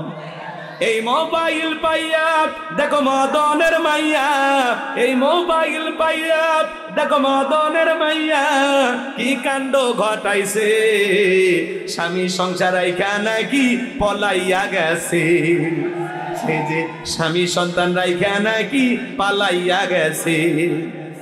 2 বাচ্চার মা, 4 বাচ্চার মা পরকে প্রেম করে আরেকটা ছেলের হাত ধরে পালিয়ে যায়। যে নারী স্বামী রেখে সন্তান রেখে আরেকটা ছেলের হাত ধরে পালিয়ে যায়, ওটা নারী না, ওটা পাশানি, ওটা ডাইনি, কালনাগিনী, বিশ্বাসঘাতক নারী, নারী জাতির কলঙ্ক, কলঙ্ক, কলঙ্ক। দোয়া করব? কি ভয় লাগে নাকি আপনাদের? এতে কি হয়েছে? আপনার সমস্যাটা কি? হ্যাঁ, যুবকদের ওয়াজ করলে খারাপ লাগে নাকি? বয়স হয়ে গেছে তো, এলে ভাল লাগিচ্ছে না। ওই কাল পারে ঘুরে আসছে যে চাচি মিস কল দিছে নাকি? হ্যাঁ, চেপে যান না, মাথা গরম করেন, একের সব লন্ড ভন্ড করে দেবো। কথা কন ঠিক কিনা? এই ছেলে শোনো, তোমাদেরকে বলছি, একটা নারী কেমনে পারে দুইটা সন্তান, চারটে সন্তান রেখে পর পুরুষের হাত ধরতে? ও মা, ও বোন, তোমার অন্তরে কি আল্লাহর ভয় নাই? কেমনে পারো তুমি মা, কেমনে পারো স্বামী রেখে সন্তান রেখে আর একটা ছেলের হাত ধরতে? কেমনে পারো মা, কেমনে পারো? তোমার বাড়ি সেই বরিশাল, তুমি কেমনে যশোর জিগর গাছায় আসো? এসে বলে এই গ্রামের বল্টু কি করছে মা? বলে আমার সাথে মোবাইলে প্রেম করেছি। আর কি? আমরা একাধিকবার স্বামী স্ত্রীর মধ্যে হোটেলে, আর বললাম না, বুঝে নেন কি হয়েছে মা? বলে আমার ভালোবাসা বাইরে গেছে। 14ই ফেব্রুয়ারিতে এতই বিশ্ব ভালোবাসা দিবস পালন করে, ভালোবাসা দিবস পালন করতে গিয়ে মেয়ে কয়েকদিন পরে বমি করে। কথা কয় না কেন? তো বলে মা ঘটনা কি বলো, বল্টুর কি অপরাধ? বলে বল্টু আমার সন্তানের বাবা। তোমাদের কি বিয়ে হয়েছে? বলেন না। আসমান জমিন সাক্ষী। কে সাক্ষী? আসলে না, এখনকার যুবকের আবার ইউটিউবে সার্চ দিয়ে শোনে কিভাবে মেয়েকে পটাইতে হয়, কোন টিপস আছে না, বলে ইউটিউবে সার্চ দিয়ে শোনে ওই ডায়লগ দেয়, আকাশ সাক্ষী, বাতাস সাক্ষী, আসমান জমিন সব সাক্ষী, তুমি আমার, আমি তোমার, মায়ের দুধের কসম তোমার এই বউ বানাবো। শেষ, আর কবুল বলা লাগে নাকি? রাগ করেন, মন খারাপ করছেন আপনারা? তো লোকজন বলতেছে মা এখন ঘটনা কি? বলে আমার পেটে 6 মাস, বল্টু যদি বিয়ে করে ভালো, আর না হলে আমি এ জায়গায় আত্মহত্যা করে মারা যাব। তোর তো বরিশালে লঞ্চে ওঠার আগে মরা উচিত। এ কথা বল, যেই নারী বলে আমি এই ছেলেকে বিবাহ করব, ওর সন্তানের মা আমি, বিবাহের আগে এই কথা যেই নারীর মুখ থেকে বের হয়, এর চাইতে সবচাইতে নিকৃষ্ট, বেহায়া, অসভ্য নারী আর দুনিয়াতে কেউ হতে পারে না। এই মহিলা কেমনে পারলি বিয়ের আগে একটা ছেলের সাথে এরকম করতে? ও মা, তোমার দামটা এত সস্তা বানাইলে মা? তুমি না খাদিজা ফাতেমার উত্তরসূরি মা? ও মা, নিজেকে এত সস্তা কেন বানাইছো মা? হাজার হাজার ঘটনা ঘটতেছে, বিবাহের দাবিতে ছেলের বাড়িতে এসে মেয়ে অনশন ধর্মঘাট পালন করছে। কই কোনো ছেলে তো যায় না, তোমরা আসো কেন? তার মানে কি অসল? সুযোগ সন্ধানী হওয়া যাবে না। রাগ করেন নাকি আপনারা? মা বোনদের বলে যাই, মা খবরদার, খবরদার, বেপরদায় চলাফেরা করবেন না, পর্দা করবেন। মা বিবাহের আগে কোনো ধরনের অবৈধ কোনো সম্পর্কে জড়ানো যাবে। আর এই ছেলে তোমাদেরকে বলতেছে, শোনো, তোমার স্ত্রীর সাথে যদি কেউ পরকীয়া প্রেম করে মাইনে নেবা? মাইনে নেবা? কথা কয় না। ভালোবাসা শেয়ার করবা নাকি? তোমার স্ত্রীর সাথে কেউ পরকীয়া প্রেম করলে মানবা? তোমার বোন, তোমার মা কখনোই মানবা না। তাহলে ওই নারী কারো না কারো স্ত্রী, কারো না কারো মেয়ে, কারো না কারো মা, তাহলে ওই নারীর সাথে কেমনে তোমার সাথে যায়? কত নারী আছে অসহায়, বিয়ে হয় না, গরিব, যাও বিয়ে করো, আল্লাহ খুশি হবে। কত বিধবা নারী আছে, 2-3টা বাচ্চার মা, যাও বিয়ে করো, আল্লাহ খুশি হবে। কথা কন ঠিক কিনা? আল্লাহ যেন আমাদের হেদায়েত দান করেন। এটা জোরে বলেন আমি। ওদেশে টিকটক আসিয়া সব গেল ভাসিয়া। টিকটক ভিডিও আছে না, ছেলে মেয়ে সব এখন টিকটক ভিডিও করে। কথা কন নাকি আপনি?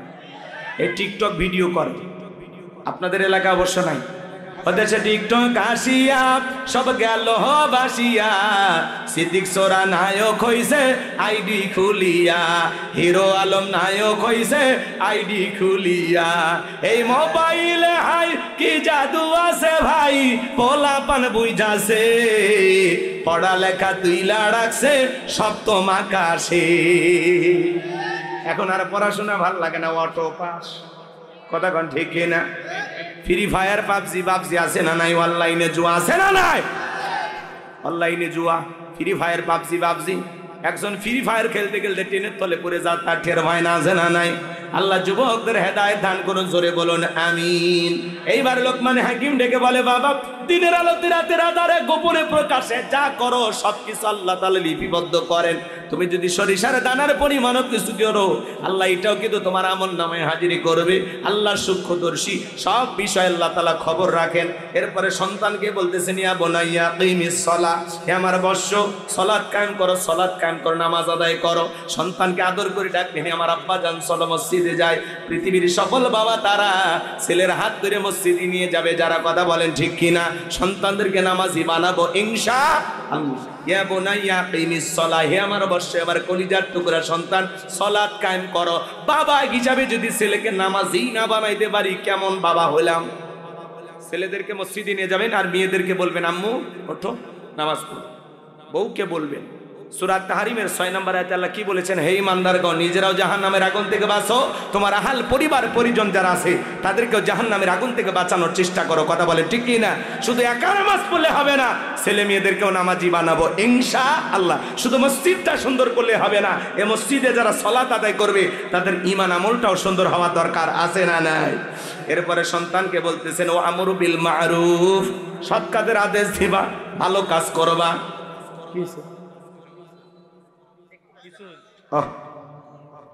এরপরে সন্তানকে বলতেছে, ওয়ানাহা আনিল মুনকার, অসৎ কাজ করবা না, নিজে ভালো কাজ করবা, মানুষদেরকে ভালো দিকে ডাকবা। ওয়ানাহা আনিল মুনকার, নিজে অসৎ কাজ করবা না, মানুষকে অসৎ কাজ করতে দিবা না। যে অন্যায় আছে যেখানে প্রতিবাদ চলবে সেখানে। ওয়াসবির আলা মা আসাবাক, বিপদ আপদ মুসিবত আসলে সবর করবা, ধৈর্য ধারণ করবা। সন্তানকে সুন্দর করে বুঝায়া দিতেছেন। এরপরে বলতেছেন, ওয়ালা তুসাইর খাদ্দাকা লিন-নাসি ওয়ালা তামশি ফিল আরদি মারহা ইন্নাল্লাহা লা ইউহিব্বু কুল্লা মুখতালিন ফাখুর। ও আমার সন্তান, মানুষকে তুচ্ছ তাচ্ছিল্য করবা না, অবজ্ঞা অবহেলা করবা না। আজকে মোটা মানুষ চিকন দেখে অবহেলা করে, ফর্সা কালাদারে দেখে অবহেলা করে, ধনী গরিবকে দেখে অবহেলা করে। কথা বলে না, শিক্ষিত মূর্খকে দেখে অবহেলা করে, আছে না নয় ভাই? ধনওয়ালা সম্পদওয়ালা গরিব দুঃখীকে দেখে অবহেলা করে। এই যে সমাজে আছে, সন্তানকে বলতেছে, বাবা মানুষকে কখনো তুচ্ছ তাচ্ছিল্য করবা না, অবজ্ঞা অবহেলা করবা না। আমরাও সন্তানদেরকে এইভাবে বুঝিয়ে গড়ে গড়ে তুলবো। বাবা ড্রাইভারকে আঙ্কেল বলবা, কথা কয় না? ড্রাইভারকে কি বলবা? আঙ্কেল বলবা। দারোয়ানকেও সালাম দিবা, আঙ্কেল বলবা। কিন্তু আমরা কি বলি, এই ড্রাইভার ছোট লোক, কেন কথা বলতেছিস তার সাথে? দারোয়ানের সাথে কিসের কথা? কথা বলেন, এরকম আছে না?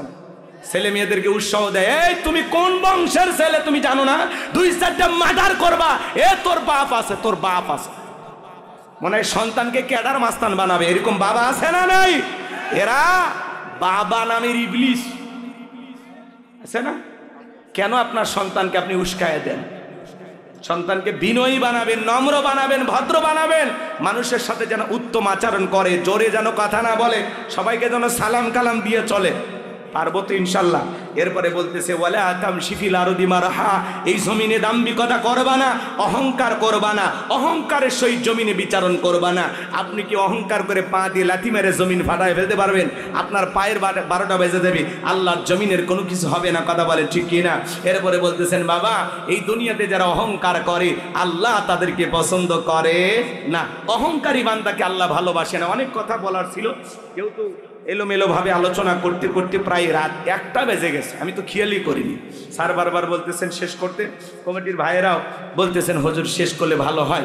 আলহামদুলিল্লাহ সব দিকে আলোচনা আমি যতটুকু বলেছি, বক্তা শ্রোতা সবাইকে যেন সূরা লোকমানের এই 12টি উপদেশ, আরো 2টি উপদেশ ছিল ওইদিকে যাওয়ার সুযোগ নেই, যতটুকু বলেছি আল্লাহ যেন বক্তা শ্রোতা সবাইকে আমল করা তৌফিক দান করেন। জোরে বলুন আমিন। এই ভাই এই বসেন বসেন বসেন। কি আপনাদের কোনো দাবি সভা নাই তো? বসেন। কি দাবি? মোনাজাত হবে না? আচ্ছা আচ্ছা বসেন বসেন। আমি যে 3টি কথা বাকি রাখছিলাম এর মধ্যে শোনেন, সব কথাগুলো শেষ করা সম্ভব নয়, বলতে গেলে আরো আধা ঘন্টা ওয়াজ করতে হবে। যতটুকু আলোচনা হয়েছে, গ্রামবাসী কবরস্থান সবার জন্য দোয়া হবে ইনশাল্লাহ। জমিদানকারী যুবক ভাইরা সবার জন্য আমরা দোয়া করো। শোনেন ছেলেটা, এই দেখুন ছেলেটা কি ধরছে, কোদাল ধরছে। শোনেন শোনেন, বেয়াদবির পরিণাম কত ভয়ঙ্কর। শোনেন শোনেন, ছেলেটা যখন কোদাল তুলে ধরছে মাকে মারার জন্য, মা তাকায় দেখে সন্তান আমাকে আঘাত করার জন্য কোদাল তুলে ধরছে। মা তখন চিৎকার মেরে বলতেছে, আমাকে বাঁচাও, ও আল্লাহ আমাকে বাঁচাও। এই কথা বলে মা জোরে দৌড়ে চলে গেছে। 2-3 জমিন পার হয়ে গেছে, 2টা তিনটা জমিন পার হয়ে যখন গেছে কিছুক্ষণ পরে ছেলেটাই বলতেছে, মা তুমি আমাকে বাঁচাও, ও মা তুমি আমাকে বাঁচাও। মা তখন পিছন দিকে ফিরায় দেখে সন্তান কেন এই কথা বলে। মায়ের মন দেখেন, কিছুক্ষণ আগে যে ছেলেটা মারে হত্যা করতে চাইলো সেই ছেলের আওয়াজ শুনতে পেয়ে মা দৌড়ে চলে আসলো। এবারে এসে দেখে এই জমিনের ভিতরে তার সন্তানটা চলে যাচ্ছে নিচের দিকে। তখন মা চিৎকার মারলেন, কে কোথায় আছেন, আসেন, আমার ছেলেটাকে জমিন নিয়ে নিল, তোমরা আসো। মানুষজন আস্তে আস্তে এই সন্তানটা জমিনের ভিতরে চলে গেল। মানুষ তখন এসে বলে, কোথায় গেছে? বলে এই নিচে, এই মাটির নিচে আমার সন্তান গেছে। 70 হাত মাটি গর্ত করার পরে ওই ছেলেটার কোনো হদিস খুঁজে পাওয়া যায়নি। এই জন্য মনে রাখবেন, পিতামাতার সাথে বেয়াদবি করলে মা বাবা মাফ করলে করতে পারে, কিন্তু আরশের মালিক আল্লাহ যদি একবার ধরে অবস্থা খুবই খারাপ হবে। কথা বলেন ঠিক না?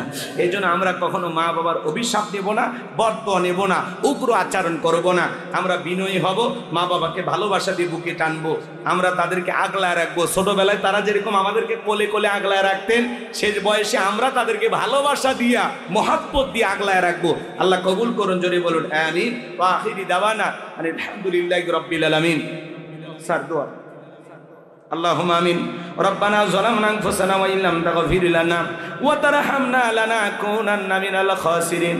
আল্লাহ তাআলা আজকের তাফসীরুল কোরআন মাহফিলের শ্রদ্ধাভাজন সভাপতি হযরত মাওলানা শফিকুল ইসলামকে কবুল করো, হাফেজ জাহিদ বিন আবু বকরকে কবুল করো, হযরত মাওলানা মুফতি সাইফুল্লাহ বিন কোরবান সাহেবকে আল্লাহ কবুল করো। হে রব্বুল আলামিন, এই গ্রামবাসী প্রবাসী কবরস্থান জমিদানকারী এবং যুবক ভাইদের জন্য আল্লাহ তাআলা আজকের আয়োজন, আল্লাহ তাআলা তারা অনেক কষ্ট করেছেন, অক্লান্ত পরিশ্রম করেছেন, যারা যেভাবে টাকা পয়সাতে সহযোগিতা করেছেন আল্লাহ সকলের সহযোগিতাগুলো কবুল আর মঞ্জুর করে নেন। আমরা যারা হাত তুলে ধরেছি, অনেকের মা নাই, বাবা নাই, এতিম বানায় কবরে চলে গেছে। জনম দুঃখিনী মা বাবার কবরে আর সবটুকু পৌঁছায় দাও, পিতা মাতার কবর জান্নাতের বাগান বানায় দাও। রব্বির হামহুমা কামা রব্বায়ানি সগীরা ওয়া রব্বির হুমা কামা রব্বায়ানি সগীরা। পিতা মাতা যাদের বেঁচে আছে হায়াত বাড়ায় দাও, পিতা মাতার খেদমত করে তাদের মুখে হাসি ফোটায় জান্নাত অর্জন করার তৌফিক দিয়া দাও। আত্মীয় স্বজন পাড়া প্রতিবেশী যারা কবরে চলে গেছে মাফ করে দাও। আল্লাহ এই গ্রামে যত মানুষ কবরে শায়িত, যে কবরস্থানের উদ্যোগে আজকের মাহফিল, আল্লাহ তাআলা সমস্ত কবরবাসীর কবর আযাবগুলো মাফ করে দাও, কবরগুলো জান্নাতের বাগান বানায় দেন। আল্লাহ এই গ্রামের ওপর খাস রহমত বরকত নাজিল করেন, এলাকাবাসীকে কবুল করে নেন। আল্লাহ তাআলা তোমার কাছে দোয়া করি, আল্লাহ নফসের ধোকায় পড়ে, দুনিয়ার মহব্বতে পড়ে, দিনের আলোতে রাতের আধারে গোপনে প্রকাশে অনেক গুনাহ করে ফেলেছি গো মালিক। আমাদের সকলের তামাম জিন্দেগির গুনাহগুলো মাফ করে দাও। এমন জায়গায় বসে গুনাহ করেছি দুনিয়ার কেউ জানে না, তুমি জানো। তুমি যদি মাফ না করো আমরা কার কাছে যাব? ফিরাইয়া দিও না মালিক, ফিরাইয়া দিও না। আমাদের সকলের তামাম জিন্দেগির গুনাহগুলো মাফ করে দাও। আল্লাহ আমার প্রবাসী ভাইরা, এই গ্রামবাসী অনেক সহযোগিতা করেছে, বিশেষ করে যুবক ভাইরা দিন রাত পরিশ্রম করেছে। আল্লাহ প্রত্যেকটা যুবকের ইমান খালিদ বিন ওলীদের মতো বানায় দাও, আমির হামজার মতো বানায় দাও। আগামী বছর আরো বড় পরিসরে মাহফিলকে কবুল করো।